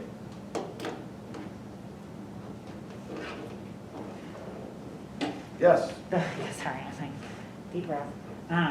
Though I 100% agree with my earlier statements about how I think there should be teeth. That is exactly why I think that we need to at least pass a mask mandate with no teeth, at a bare minimum. In that sense, with no enforcement, but morality. It's the same thing, the same standard of personal choice. I mean, in theory, all crimes are crimes of personal choice. Like, you just kind of like, do I want to do it or do I not want to do it? I shouldn't say all of them are like that because some things do get taken into consideration in circumstances. But like, if we at least pass one with no teeth, we are demonstrating the moral position of the city. And we're saying, you need to be doing this because while I agree that it gives the choice to some people, the fact that we were the #1 location in the world for COVID demonstrates that some people's choice not to had wide-ranging impact on people who chose to. And so that's when we need to step in and say, although even if you don't want to wear one, it is what is best for everyone. How is it going to look to the public though, if you put a mask mandate in and the city employees don't wear masks? Well, I think in that situation, that would go to Melissa's next point, which is then you'd have the issue of, do we also pass a mandate for on premises? And then do we put a penalty on that? I think actually, that's actually a perfect point, that if we want to at a bare minimum pass a mask mandate with no teeth, that's citywide. And then it's like, but our property is so much different because anybody can come here. Any individual who has to talk about a water bill or has to seek information about what the city's doing can come here to get that information, regardless of what we know about their pre-existing conditions or their at-risk status. So we should maybe create a mask mandate for city premises as well, that then would say, when you come onto our premises without one and you do not leave after we've informed you you need one, you have a fine. Just like if you walk your dog and don't choose to pick up after it, or you let your dog run away and attack a billion people. We have fines for lots of things. And in that situation, maybe we should take a even stricter stance about the actual implications of such a central location for city information. Okay, let me ask Officer Sculler, you had some input. Yeah, this is kind of the reason why I stayed, just, you know, city employee-wide. I know we're kind of getting on that subject now. Kind of going off them, I guess, the city offices, I think 99% of the stuff could be done over phone. But I guess, you know, for my personal job, you know, for my career, everybody here practically has glasses on. You know what them glasses do with the mask when you step outside or you step in somebody's house? You know, what is that? If you're gonna require me to wear a mask, if I'm going out on a traffic stop, I'm gonna have foggy glasses and I'm not gonna be able to see what I'm dealing with. I'm gonna go into somebody's home and I'm not gonna be able to see what I'm dealing with.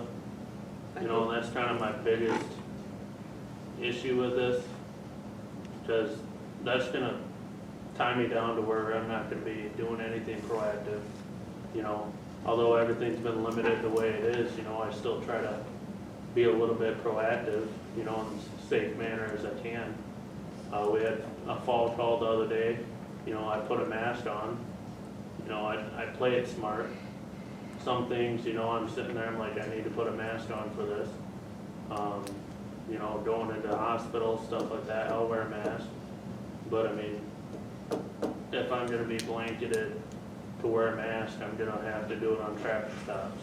I'm gonna have to do it, you know, going into people's homes for a search warrant or something like that. And that's where it's just completely dangerous for me. So I just want that input for you guys. And I think, Mr. Mayor, you and I have talked about this, that any mask mandate would only be indoors. It's not, like, you wouldn't have to wear one in your car unless there's somebody else in there.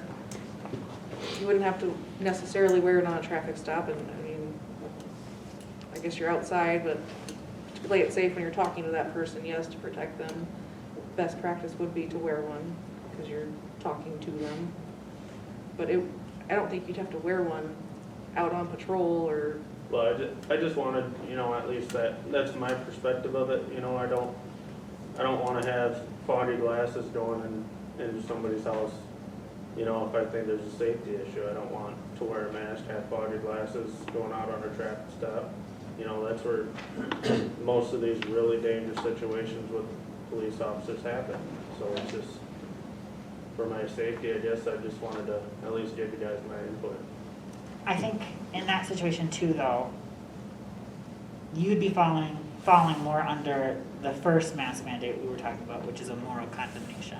I think moral condemnation tends to be less based on circumstances. If you ended up in an emergency where you were running to save someone's life and you happened to not grab your mask to do so, some people might morally condemn you for not wearing it, but you wouldn't necessarily fall under the second one where you're in city offices or you're on city property to do so.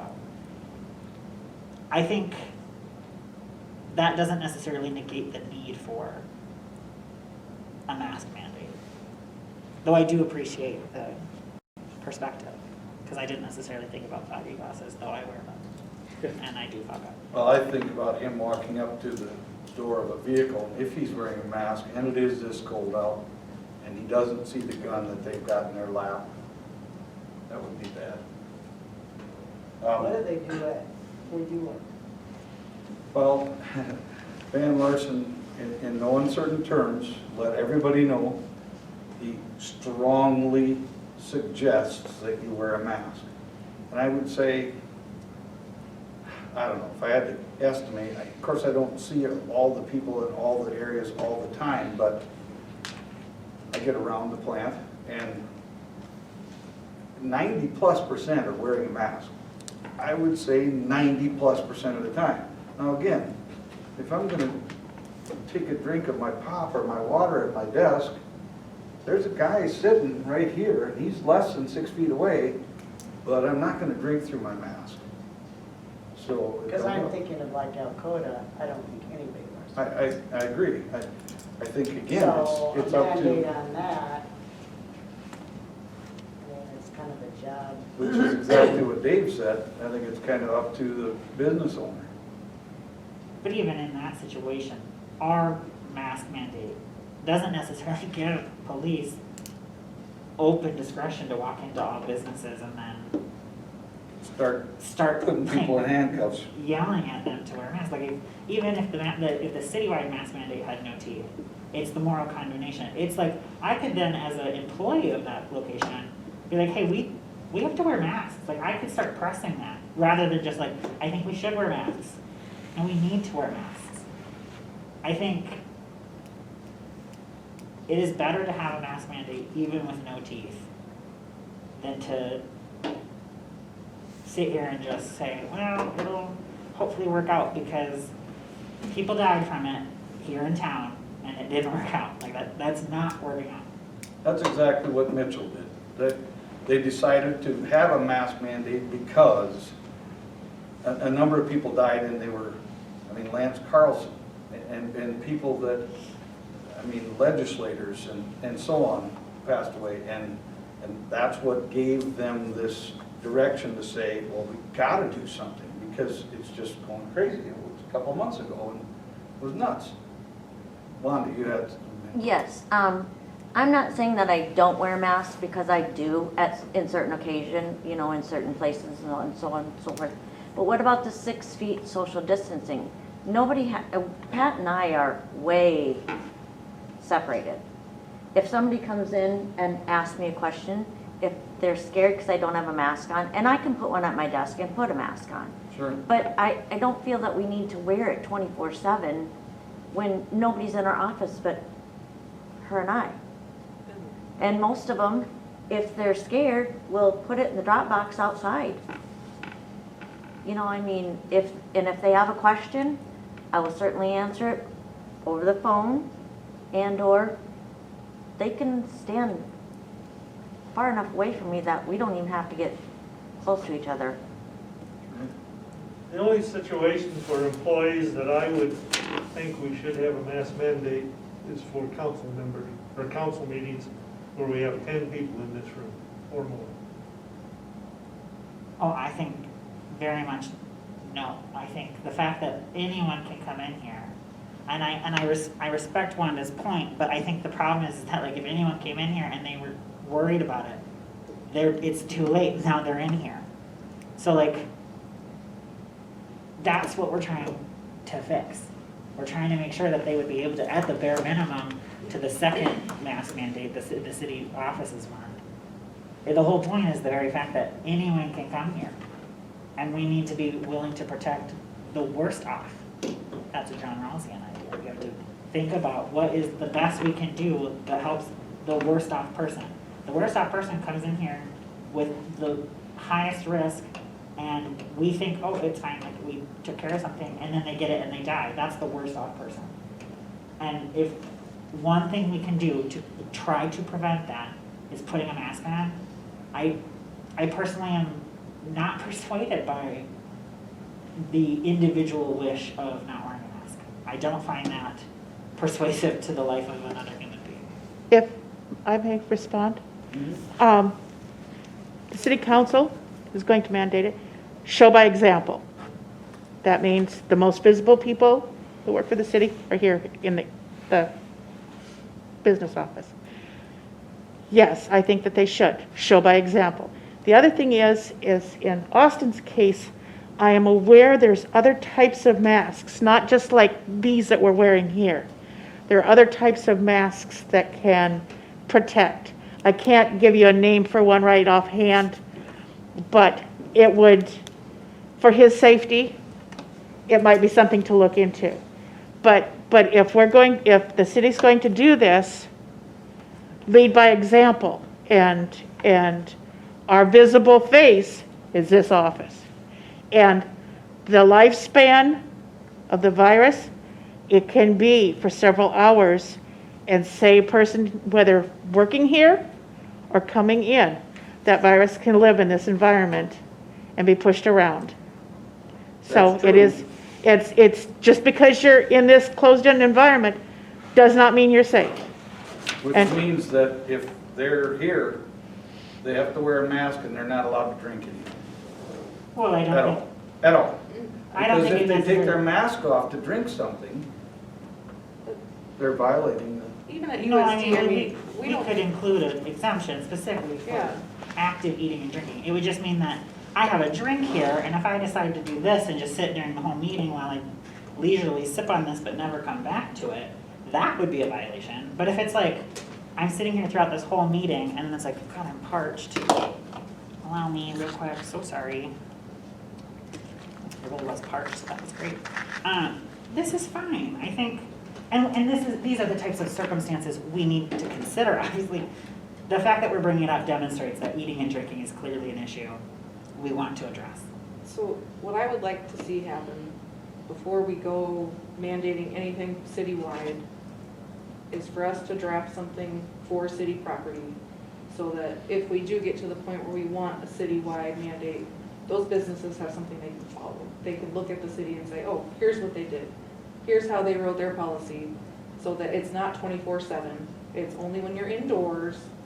It doesn't apply when you're eating and drinking, or break time if you're outside, or if you're in a car alone, or if you're working alone at the sewer plant, or if you're in this office alone and nobody's in here. Something like that, so that it doesn't seem so rigid, that it seems bearable. And once we establish those rules for ourselves, let the other businesses in town look at that and say, oh, well, that seems reasonable, I think we can do that. If that's the consensus of the council, when is this going to take effect? I We think, would need time to write it. I was gonna say, I think as soon as possible, but that would require writing, reading. If it's a mandate, I'm guessing it's an ordinance. If it's an ordinance. Depends on, yeah, if you're gonna mandate it, it's probably got, citywide, it's gotta be an ordinance. I think you can get by with a resolution for any City office. offices or personnel. So then if it's a resolution, then it needs to at least get written, and then what, like, so many days after publishing? Unless we state. No, resolutions. Or after, immediately? Okay, Immediately. then, booyah. As soon as possible is my response then. With, obviously, the caveat. I thought that takes it. I'd have to look to double check, but I thought the resolutions were After effective after publication. publication. So honestly, and I've thought a lot about this, and I'm not trying to be a difficult person. I'm really, truly not. I've always been a team player. I will still continue to be a team player. But I'm also a scientific brain, and people who wear masks touch their face way more times than people who do not wear masks. And if the virus is going to be passed via spit, via hands, you touching your payment, you touch your mouth, you touch your payment, you give it to me, I have a greater chance of getting it in that situation than if the person didn't have a mask and they weren't touching their face constantly. And with respect to our office, we are taking other precautions other than mask wearing to protect us and to protect the public when they do come into this office.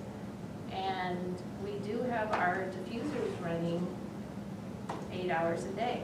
And after, Diffusers scientifically proven to kill coronavirus? I think about I don't think they are. when the state's attorney's office got a single person who got tested positive, we had 3 days of fumigation. I just can't imagine that a diffuser's, And the surface contact, like, Cotton. if I'm positive and I touch this table right now, someone would have to come over, touch it, and then somehow either touch their own eye or put it in their mouth. Like, it's not just touching it. Right. And the UV lights, that's what, minimum 45 minutes? So Yeah. you have to hold that under the light Has to for burn. a long time to kill that virus. and I think the difference between, I totally appreciate the other preventative measures we take. I think the fact that we are currently all sitting 6 feet away is one very good, important thing. I feel bad if anyone is closer than 6 feet. I didn't measure anything. But I think that's the difference here. It's like, so like, if I was positive and I wanted to give it to Melissa, I would have to lick my hand and then shove that in her mouth or rub her eyes if I wanted her to get it from contact. To get it from me, from my mouth and face, all I have to do is speak or breathe. The basic essentials of my life, speaking and breathing. And so that's why the mask stands to do, it's a totally different job than any of the other preventative measures. Because the most common way you're going to get it is not by touch contact. It's by aerosol from my face to your face. And so, If that's the case, then I'd much rather see us put in a plexiglass between Wanda and the customer than the mask. Because that is going to stop, the same way we have at the golf course. We put in the plexiglass, the post office, the plexiglass, with just a small area underneath to put the items, the check or whatever it is they're giving us. That will probably work for some instances, like in the situations that you just described, where they're only coming in to pass something, but. and even then, I actually don't believe that plexiglass is Like, foolproof. Well, The problem- tonight, if we if had you- everybody in here, had to have plexiglass instead of a Yeah. mask, that just Well, wouldn't and work. not only But that, your argument though was but, spittle. yeah, And the I'm- plexiglass is going to stop the spittle. no, it's It's not, it's actually. Here's the vapor. problem. It's actually vapor. It's Here, yeah, I not. was like, here's the problem with that, is that it's in the air. All it has to do is get kicked up, which means if I speak, if I take my mask off and I'm just standing here speaking, even if there's a plexiglass here, the CDC's guidelines demonstrates that a close contact person is somebody who stood within 15 feet of me for more than XYZ minutes. Right. Which means all it takes is so many minutes And people for it aren't- to circulate the People air. aren't in here that 15 minutes or 10 minutes, But- whatever it is. But you are. And so you are constantly infected, like, man, you, I shouldn't say you, just because you don't necessarily have it. If I have it, and I'm sitting here during this meeting, which has been now running for 2 hours and 24 minutes, I have been constantly infecting this area of theoretically a 15-foot radius. With forced air heat, What? forced air heat. Yeah, and that's going to spread for the whole 15 feet, which actually really realistically means your 6-foot precaution is starting to be negated by your own presence. And so I don't think that even plexiglass, while it will, I think you're right, for those very brief, very like in and out, it might necessarily cover it, but it won't do the same job that a mask does. And I'm more concerned about the job a mask can do than a plexiglass. Mr. Mayor, Yes, could we get something written up for the next meeting? that's what we're going to have to do. This is just gonna be a. Yeah, it's going to be a round robin. Let's, I think what we really ought to have is a committee of 3 that sit and talk about this and come back with something. Does that make sense? A committee of 3, Well, yeah. 2? because if we have 3, it's more. And it will, Yeah, right now it would be a quorum, would it'll hit us it? into a, Yeah, that's true. which I'm fine with publishing a proposed meeting, but, No, that's a good point. sorry. Committee Well, of 2. unless, I mean, Mr. Nelson, do you have something that you know of that we could maybe borrow from someone who's doing something similar? I don't have anything off the top of my head. Anything we're gonna need is a public document. I can start looking at Mitchell's, Sioux Falls's. Yeah, I mean, I can Or even provide. USD would probably be a good one to look at. Yeah, I mean, yeah. We have, Even they've accounted talking for to all the those school. things, yeah. Just talk to the school here, or any school. I mean, I can pull you stuff. Yeah. Because I'm assuming we're gonna have him write it. Is that- well, if it's gonna be a resolution or an ordinance, either one, it'll have to be a legal document. Yeah. I mean, I could write it, but I want him to review it. There's nothing that says you can't draft anything. I know, and I've written many resolutions, so I'm proud. It's my favorite thing about government. Good.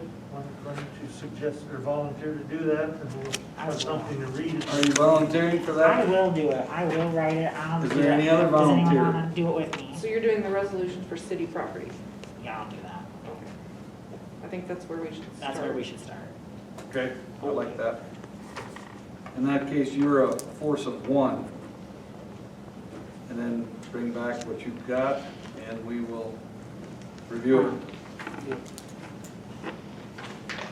That being said, I'd say that discussion lasted long enough. Let's move on to number 14, finance officer updates. One of the things that we need to do is approve the December warrants. You all had an opportunity to sign them or view them and sign them. I'll make a motion that we approve the December warrants. I'll second. Motion has been made and seconded to approve the December warrants. All in favor? Aye. Aye. Opposed? 4 yes. CRF submissions. This is kind of cool. So the CRF is the COVID relief funds. So this is what I have been working on during this month of December. It entails going back and pulling all our COVID expenses, and one of the major things was the salary for police department, and then all of the other miscellaneous things that we have purchased throughout the course of the year. I have 2 items that will be left. It's basically expenses up to the 31st of December. So after we do payroll on January 11th, I will have payroll for Chief Christie for the 1 week that he was in his COVID quarantine period. And then I have some hours to submit for claims that I submitted on the 30th. So since I have typed or printed this, 2 more items were set for approval, the 8121 and the 8151.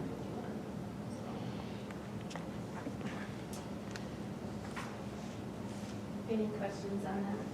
Wait, what? 8121 is $333.21, and 8151 is You were talking about the $176.57. claim numbers. I'm like looking for these numbers. I'm like, So Yeah, no, if you look all the way at the top, right now, the total is $116,723.80 submitted. However, I believe, And that includes my estimate of the last 2 items. the police payroll alone was $84,887.63, which we were approved to be reimbursed for. Can you see how wonderful this news is? All it's gonna take is another 45 years of taxes to pay for it. Yeah, well, that's true, but. So, letter B was good news. Good work. Yeah, thank you for the work that you have put into that. That's very much appreciated. And I know the police department appreciates it too. They got some good stuff. I know that the EMS got some stuff, but they weren't necessarily involved in this. One of the things I think that needs to be mentioned is that EMS asked us to submit a couple of items, and this is reimbursement funds. So in order for them to get that reimbursement fund, they have to purchase the item. So they gotta buy a, I don't care, $35,000 piece of equipment, and then submit, and then if they're approved, they get the $35,000 back. The unfortunate part about that, or fortunate, I don't care how you look at it, but if that happens and it goes through the city, that item that they bought for $35,000 doesn't belong to the EMS, it belongs to the city. So so that's something to be aware of. Mr. Mayor, could I give a few updates as well? Yes, please. So we're very close on finishing up our monthly spot checks. We just have May, October, and December left to do. I just picked up my December bank statements today, so. Golf bag tags and golf license plates are ordered, so if you have a golf cart and you want to drive it on the city streets, when you have your plate. I did end up doing the cemetery transfer. I included that in your packet of 460360. So that amount was transferred from Pleasant Hill to general fund to reimburse for cemetery expenses for payroll. And I did get an email, but no further explanation. Forbes Garage is officially closed as of January 1st. I don't know why, but it is listed for sale. So Taylor just sent me an email saying that he was closing as of January 1. So I just wanted to let you know that. Back to the spot checks, I assume that means, I don't think you said September, Marcus, you must have come in. I finished that today, so sorry. Okay, Do no apologize. problem. So that one is done today.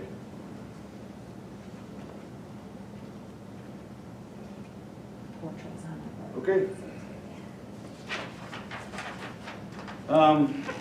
Resolution of fees. You'll see that you've got a resolution for the city of Alcester, 2021 fees.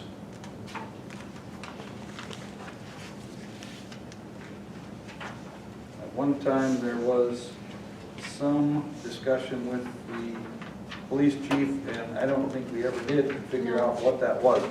He thought of something and he was gonna put it in there, and for the life of all of us, we could not figure out what it was, so. These are the proposed fees for 2021. Is there, gosh, now my eyes are really having a hard time. Is there like a fee for if somebody went to our police to do fingerprinting? Yep. Okay. I just can't find it. It was actually it's on the first page. Oh, Fingerprint no cards wonder I are can't find $10 a card. Fingerprint cards. Perfect. And I'm not sure why, but there was a while there where Beersford was telling people to come over to Alcester to do it because our guys did a good job on it. And then if you bring your own card, do you have to still pay the $10? Or Yes. the $10 just for the ink to be inked? Yes, To be inked. like to that. be inked. Mr. Mayor, I need to be excused for a bit. Understood?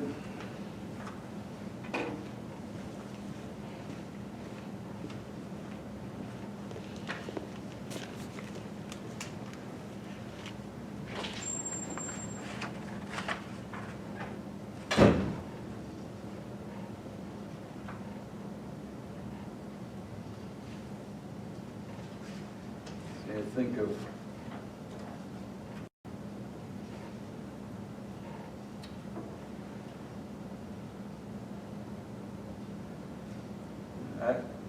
when I think of the police, I think of page 3, the top part where it says ticket unpaid after 2 weeks.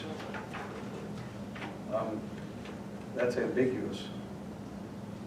Where are you at? Oh, the 75 Top to of page 100? 3, $75 to $100, 5th line down. Ticket unpaid after 2 weeks. Well, the tickets are dated. Right, but saying it's $75 to $100, What? who decides that? And What's the I wonder if that's the kind of When thing the that the guys chief. write a parking ticket, they put, there's 2 columns on the parking ticket. So they might get a parking ticket for $50, and then it will automatically be doubled. If it's a $30 ticket, it'll go to $60. So Well, evidently it So must that- have to go to 75. that one takes care of itself, depending on what, if it's paid within a certain amount of time, it's the first amount. If it's not, then it goes to the second amount.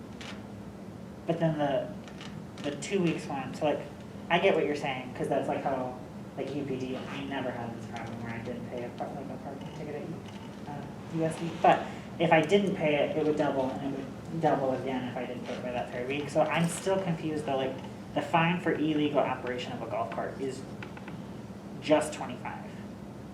And so then if you doubled it on week 2, it'd be the 50, which makes sense. But then on that third one, it does have a range. It also has in there if you are a habitual offender. Oh, okay, perfect. So that's I'm why, just that is confused. where the ambiguity comes Because I'm in. like, what? It has to be determines- that the officer has the justification to say, yeah, the discretion to say, Like, stop. well, I'm gonna Like, charge oh, you $100 because this is the third time you've done this. Perfect. So is the 72-hour and 2-week rule, is that only talking about the golf cart parking, or is Evidently. it all of it? Well, I mean, It's that's, only golf carts? It There's- has to be, because you wouldn't take a $100 illegal parking and a handicap down to 50. So it Well, has, is that I think that's talking in addition to the ticket though, isn't it? That's the no, fine. I think. I think 25 becomes 50 after It's 72 just hours. $50.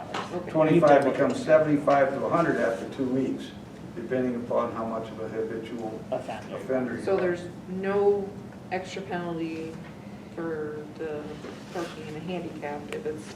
Evidently not. $100, we're like, you're a bad dude. $100 a time.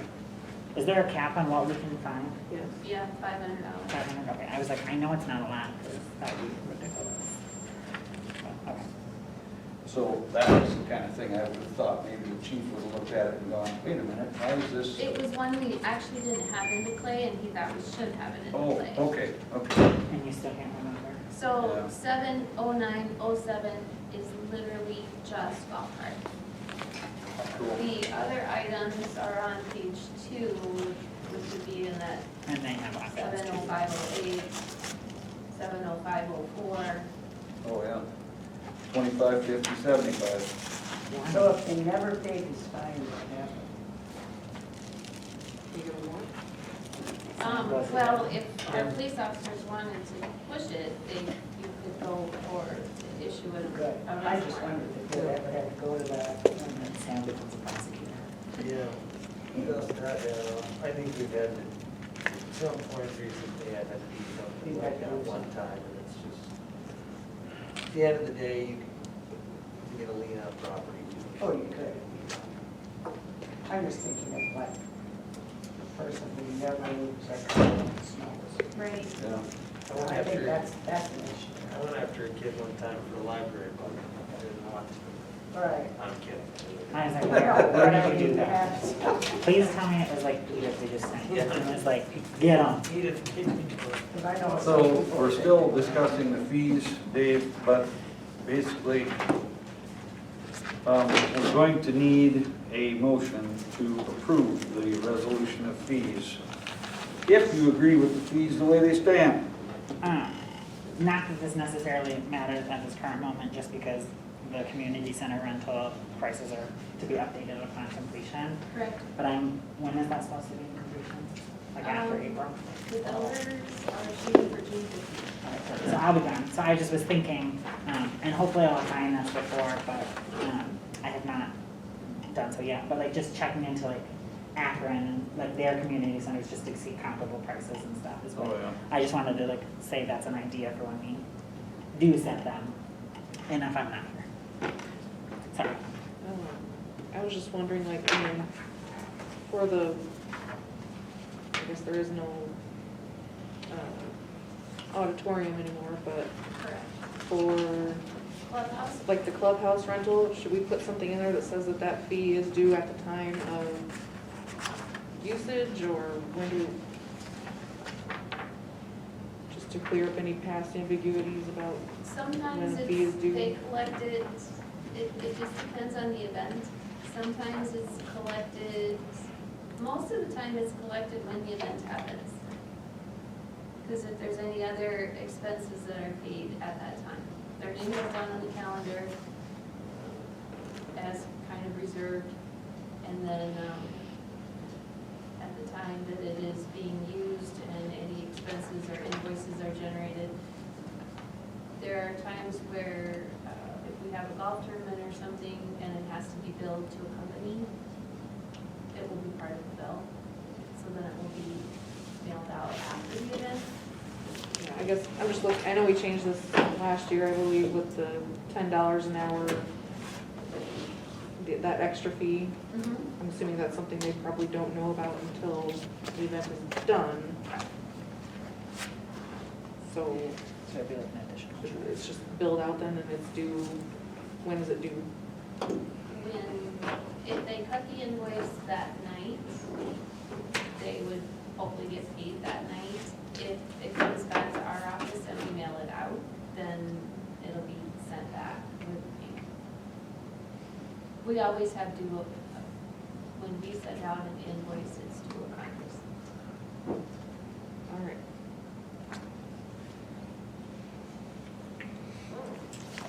Any other discussion? If not, I would need a motion. I move to approve the City of Alcester 2021 resolution of fees. I'll second. Motion has been made and seconded. Any discussion? Hearing none. All in favor? Aye.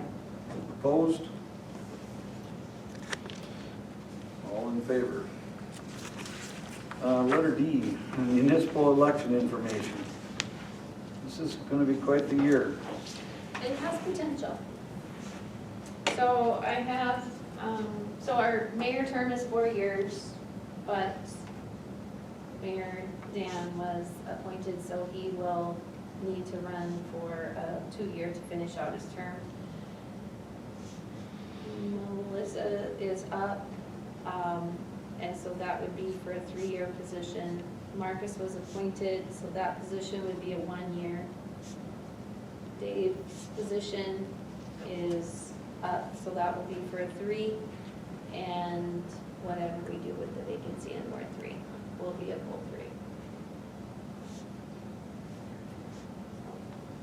So it's basically everybody but Linda and Darla.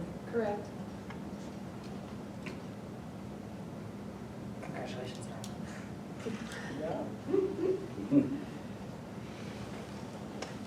So obviously the election date would be April 13th, and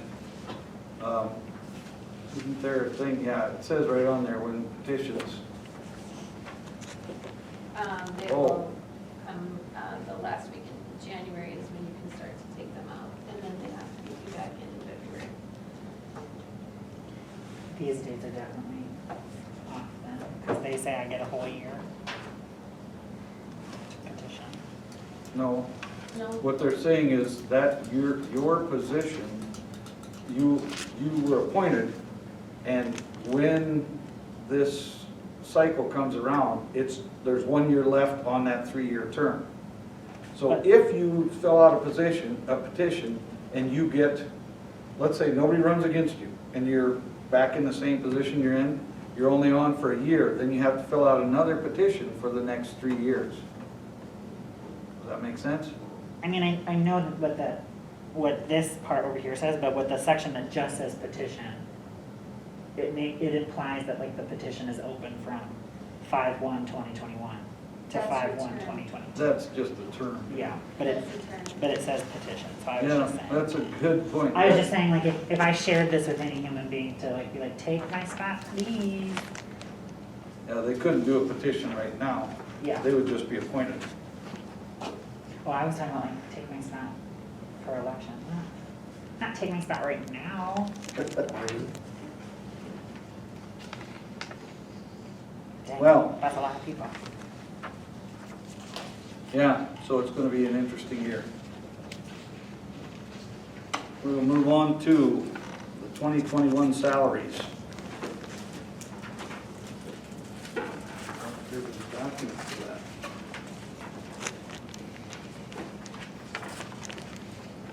It was emailed out, if we have it in the packet. Evidently not. I made the assumption you don't do executive session for that. But the information is current, right? Yes, sir. It's Okay. just one sheet. Yep. I did have a random question about this. There's a line in there, or at least there was a line in the one that I got on I don't know what Parker's position is called, but it's like the same title. And then all the way over, and it's like being paid $15 an hour, but there's currently no person there. What is that? Like a part-time police officer? Is it? Is it like, are we just budgeting for the part-time positions out there? We usually have that rate in there, yes. I have to, Because it's just excuse me titled. now, I yes. apologize, but It's just titled the same thing as Parker, so I was like, I'm confused.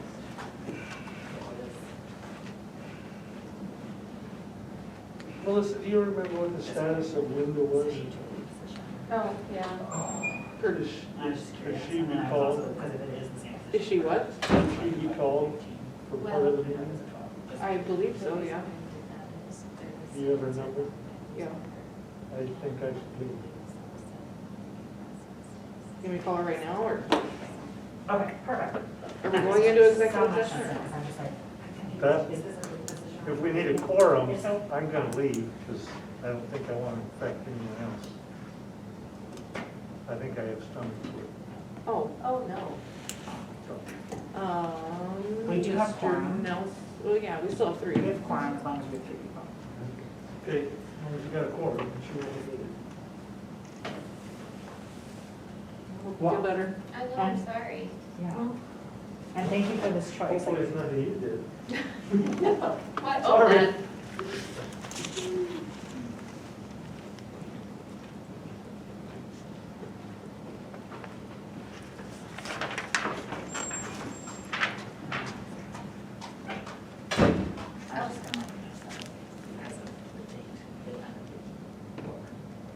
Oh, Oh, okay. I wasn't sure when I was, yeah, May 1st, the election is in. Okay, I just wanted to Yeah. let you know so that way, No, that's fine. when I obviously don't get it done, because I'm Yeah, not even. we're gonna hunt you down. Perfect, honestly, it's June, so like, come get me, I'm fine. Just fax it and I'll take care of it.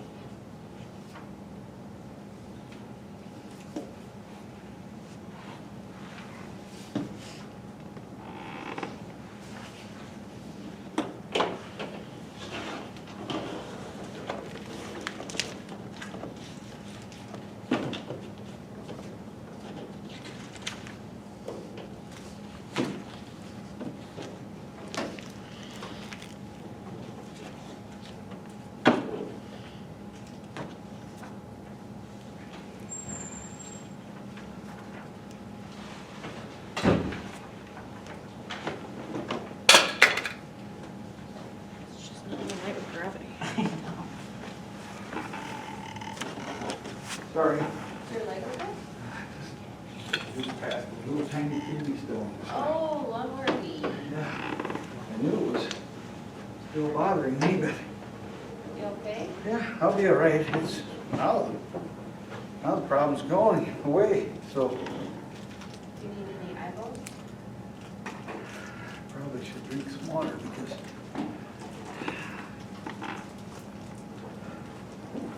Dave went home sick. okay. So, we would need to go into executive session if you want to. If you don't want to, we can discuss salary information without going into executive session.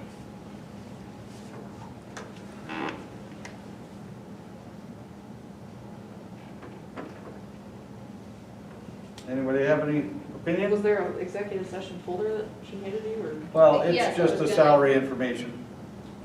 The sheet you have in front of you. It's the We same. we can just discuss it. Don't And as need long to as go we're in- not I'm talking assuming it's the same as the about email. particular That is people, correct. I'm sure. And luckily the one I was worried about wasn't actually a person, so.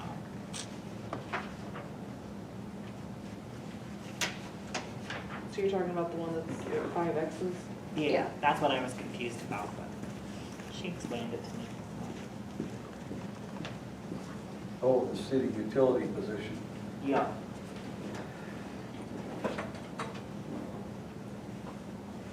Because I was like, I don't think it was a police officer, but I could have been wrong.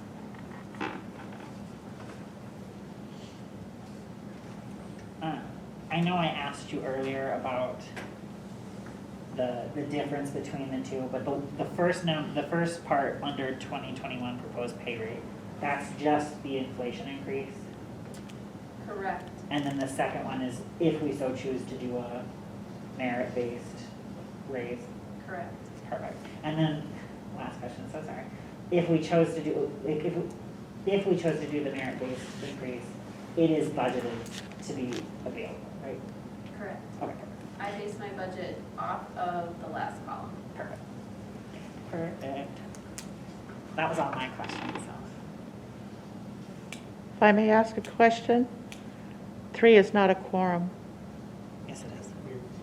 We're fine. With only We have a 5 total of 5 council members. members. There's a total of 6. You booted me off. The city has 6 and 1's gone. Ma'am, That's we still a reviewed quorum. the statute, thank you. I'm sorry, what? I said we reviewed the statute, thank you for your comment. Which statute is that, You please? can go ahead and look at it. Oh.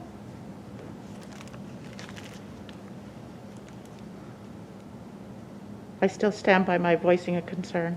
It's 988. So, I guess when you look at the pay rate, 2% was the number, right? That second to last column is a 2% increase.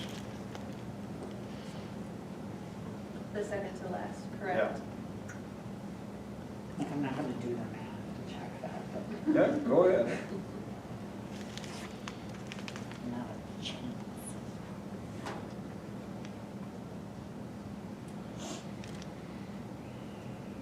So So if I then, remember, sorry. I was just gonna say, so then does the proposed pay rate for the final column, does that equate to 3%? That is correct. But that's only if we choose to do a Right, merit-based. right. So if I remember correctly, was there some concerns that we weren't going to be able to afford a 3% this year? No, the only reason I broke it out was the merit side. So I did a 2% and then 1% merit. My concern with that is we don't have a policy in place yet for that, and I don't think we can, I'm concerned about passing something, a merit-based pay, if we don't have a policy in place for it right now. The only thing we would say would be that it would be a 3% raise And that's, across the board. yeah, I mean, I guess, I know there was some talks before where we weren't sure that, maybe this was in a budget meeting, is that when we talked about it? I guess, I was asking, the way I phrased my question was, the extra 1% is only if we chose to do so. Right. If we do not give you a raise, I'm picking you again, which is just completely unfair. If I choose not to give myself a raise, which seems unfair, then what happens to the money that was budgeted for a potential raise? Does it return somewhere? Does it go? No, it's just not spent. It's just not spent. Okay. So I think we could pass it in, like, with the idea that if we choose to pass a policy that gives you the 1%, it's budgeted for. Like, we're not putting ourselves in the position of Right, something I that guess, gave you a raise. no, I'm and just then- saying, like, I just don't wanna word it as like someone thinking that they have to do something special to get, I think, if we can afford to keep it at the 3% like we usually have, and then at a later date, we can discuss if we wanna do a policy about the merit base, then let's do that, but at this time, I don't think we can. What I think we initially were talking about was the possibility of just doing a 2% raise. But COVID-19 has been difficult for everybody, and our our staff has stepped up and they've done their jobs and it's been tough. And so an extra percent would be on top of that 2% that we originally talked about, but. And every year Only if prior, it's or decided. at least in my time on the council, it's always been 3% cost of Right. living. And I Right. think we should just keep it that way for now. And if we want to do policies that Right. state otherwise, we need to do that at a later time. I see what you're saying. Yeah. So then if we don't budget for the increase, we would be passing a policy saying we're gonna create a merit-based raise for the next year. Right. Okay, that makes sense. So we just approve the third column, or the Last That column. last The That would last be column. my preference, and then just, it's just 3% cost of living across the board. I'm really That's having my opinion. trouble on that.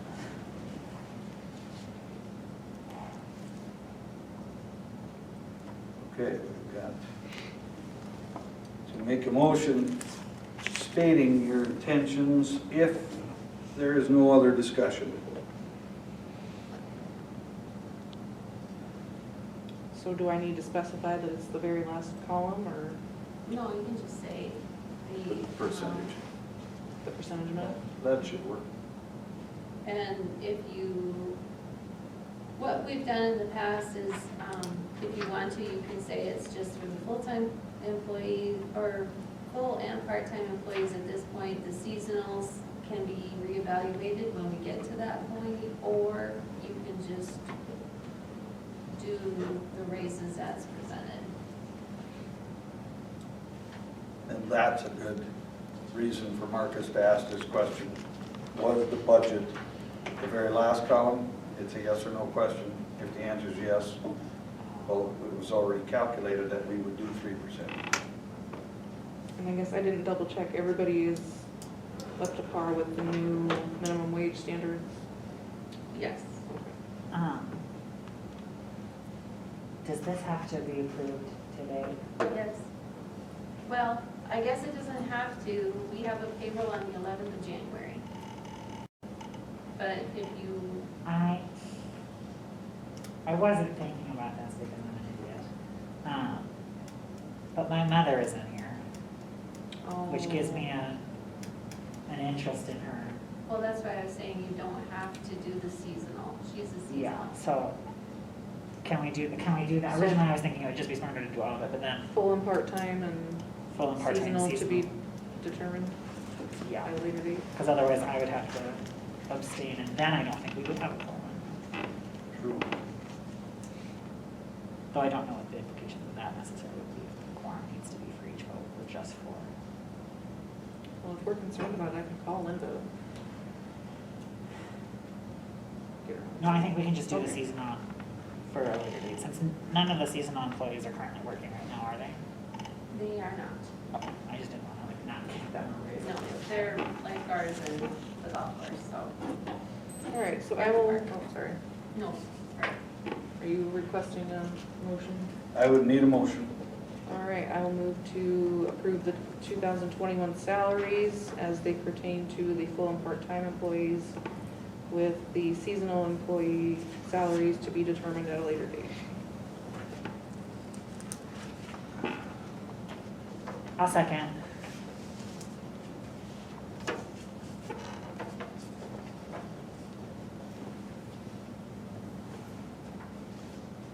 Sorry, I was still writing that. We have a motion and a second for the 2021 salaries for full-time and part-time people. Is there any other discussion? Hearing none. All in favor? Aye. Opposed? 3 passed. Do we know what time Dave left? Anybody write that down? 8:46.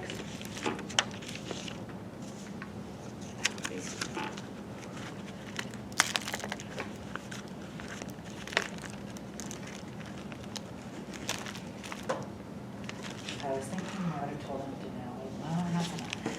Hmm? I was like, I was thinking I would have told him to wait 1.5 seconds. Okay, let's move on to reminders and updates. dog and cat license deadline is January 31st, 2021. And supposed to shovel all walkways and path to the water meter. Wherever you have that. Yeah, that black. I wonder where mine is. I read yours, yes. Yours is right in front of your house, you don't have Is to worry it? about Yeah, it if we yours did the is sidewalk. And Darling, Wonder yours where's is. Over by the air conditioning unit. Yeah. Oh, so I do need to probably make sure that. It's really not that hard to get to. It's in the There's back. some that I have to tromp through. Well, if you would have had to check the water gauge on whatever day we had that super wind, there was like a 4-foot drift right in front of our. I think I did. I read it. Oh my God, I'm so sorry. I was out reading in the. And that wind. super wind? Ooh. I am so sorry. It was literally almost as tall as our Sienna. That little Sienna out in front of our door. I was like, So regarding the next one, the HRC update, the only thing I can give you for an update is that the house is still in the works and they're building it and it's going to be quite the place. I know a lot of people that would probably love to live in that house as opposed to their mansion. So one of the things we've kind of discussed was having a meeting late in the year, and we didn't have it. There were just too many other things that kept us from having a meeting. But we're coming up now where we'll have to have a spring meeting anyway, and we might do that earlier. So we did not increase rent for the fourplex renters January 1st of 2021. We chose not to increase it this year. That's all I have. Let's move on to the Alcester Community Building update. So I think in these next couple months, you're gonna see a lot of improvement or a lot of movement going on up there.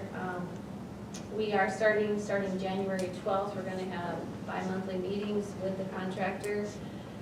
And what I have been told is they've been doing some framing work and building work indoors, and so they'll bring that stuff down, so I think that'll go up really quickly. You said we are having bi-monthly meetings for, Correct. who's we? Dave will be there, I will be there. I don't know that Gary and Tom, which is part of the original committee, will be there, just depends if they're around. And the architects and the builder. Jim Daniels, a representative from Co-op Architects, and then the committee. I wasn't sure if you meant like we. Oh, yeah, no, no. And I was very surprised with Mr. Daniels' response of he set a June 15th deadline for himself to have everything done. And the cart shed's gonna be built first. So we can start moving the golf carts over and then revamping his new area for a shop. the 15th. January June. 12th. Oh, June June 15th. Okay. That's what I thought. Is this also where we can talk about that fitness center? Oh, Since it's part of the. I did talk with Tom Walsh and Gary about that, and the plan is still to move the fitness center into this building somewhere. If there is equipment that is still usable or Yeah. has a life, it could probably be brought over here until we have a definite confirmation on that. Okay. Because I think this school has equipment, and as far as I'm aware, it's usable and has a life. Just Probably no has a room better one for than it I over do. I there. think they were just trying to make room, and Okay. they just added 4 more lifting stations, so great. No, 2 more. They now have 4. I can't do math. So if they want to, I mean, it's still technically their building, so Yeah. if they want to Please store that. bring it over here. Yeah. Great We will storage space. evaluate it at a later date. Okay, because I was just curious as to what the plan was. I know that that's what we had originally discussed, but Correct. then we did talk about it, and things got moving on with that. And I was like, wait, we should probably figure that out because they were trying to move them out of the fitness center relatively recently. And I was like, throw those away, please? Yeah. Okay. I will let them know. Next thing is updating the volunteer roster for workers' compensation. You can see that there are 3 highlighted individuals. Yeah, so the changes are, we need to add Amanda Erickson, Kayla Johnson, and Nick Day to EMS, and we need to remove Karina Lusk from EMS and Mark Wire from Library Board.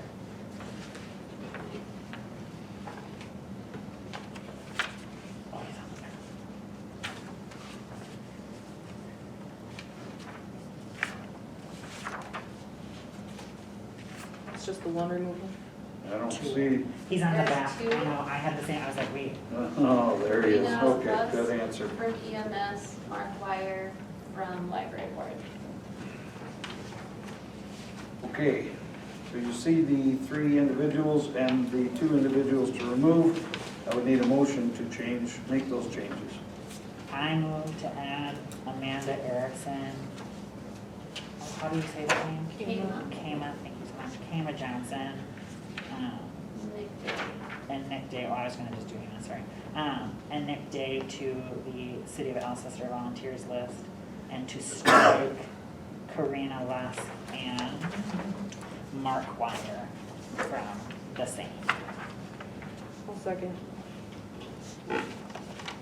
Motion has been made and seconded to make those changes, adding 3 names and removing 2 names from the volunteer list for workers' compensation.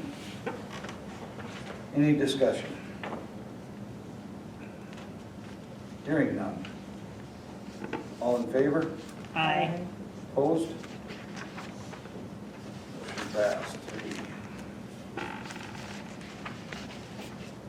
We already did number 18, so assuming that there is nothing else, need a motion to adjourn. I'll make the motion to adjourn. I'll second. Motion has been made and seconded. Is there any discussion? So it's like when I had to hold you guys hostage or something. Good. Just kidding, I got that. We, hearing no discussion. All in favor? Aye. Opposed? We are adjourned at 9:09 PM.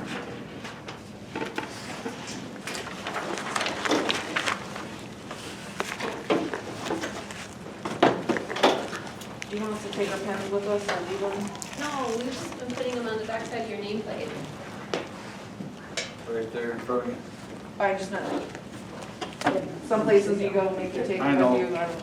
You can just leave it there. You guys are the It'll only stay ones there that for use so them. long that everything will die. We don't use them. I use my own pen.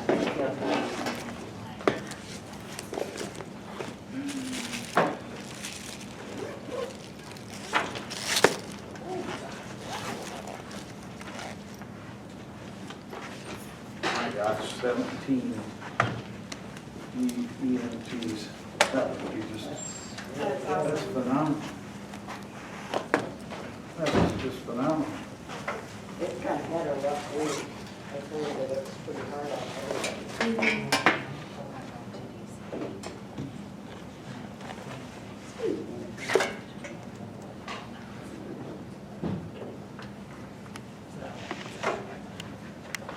Good plan. Just, you guys must look at the bottom.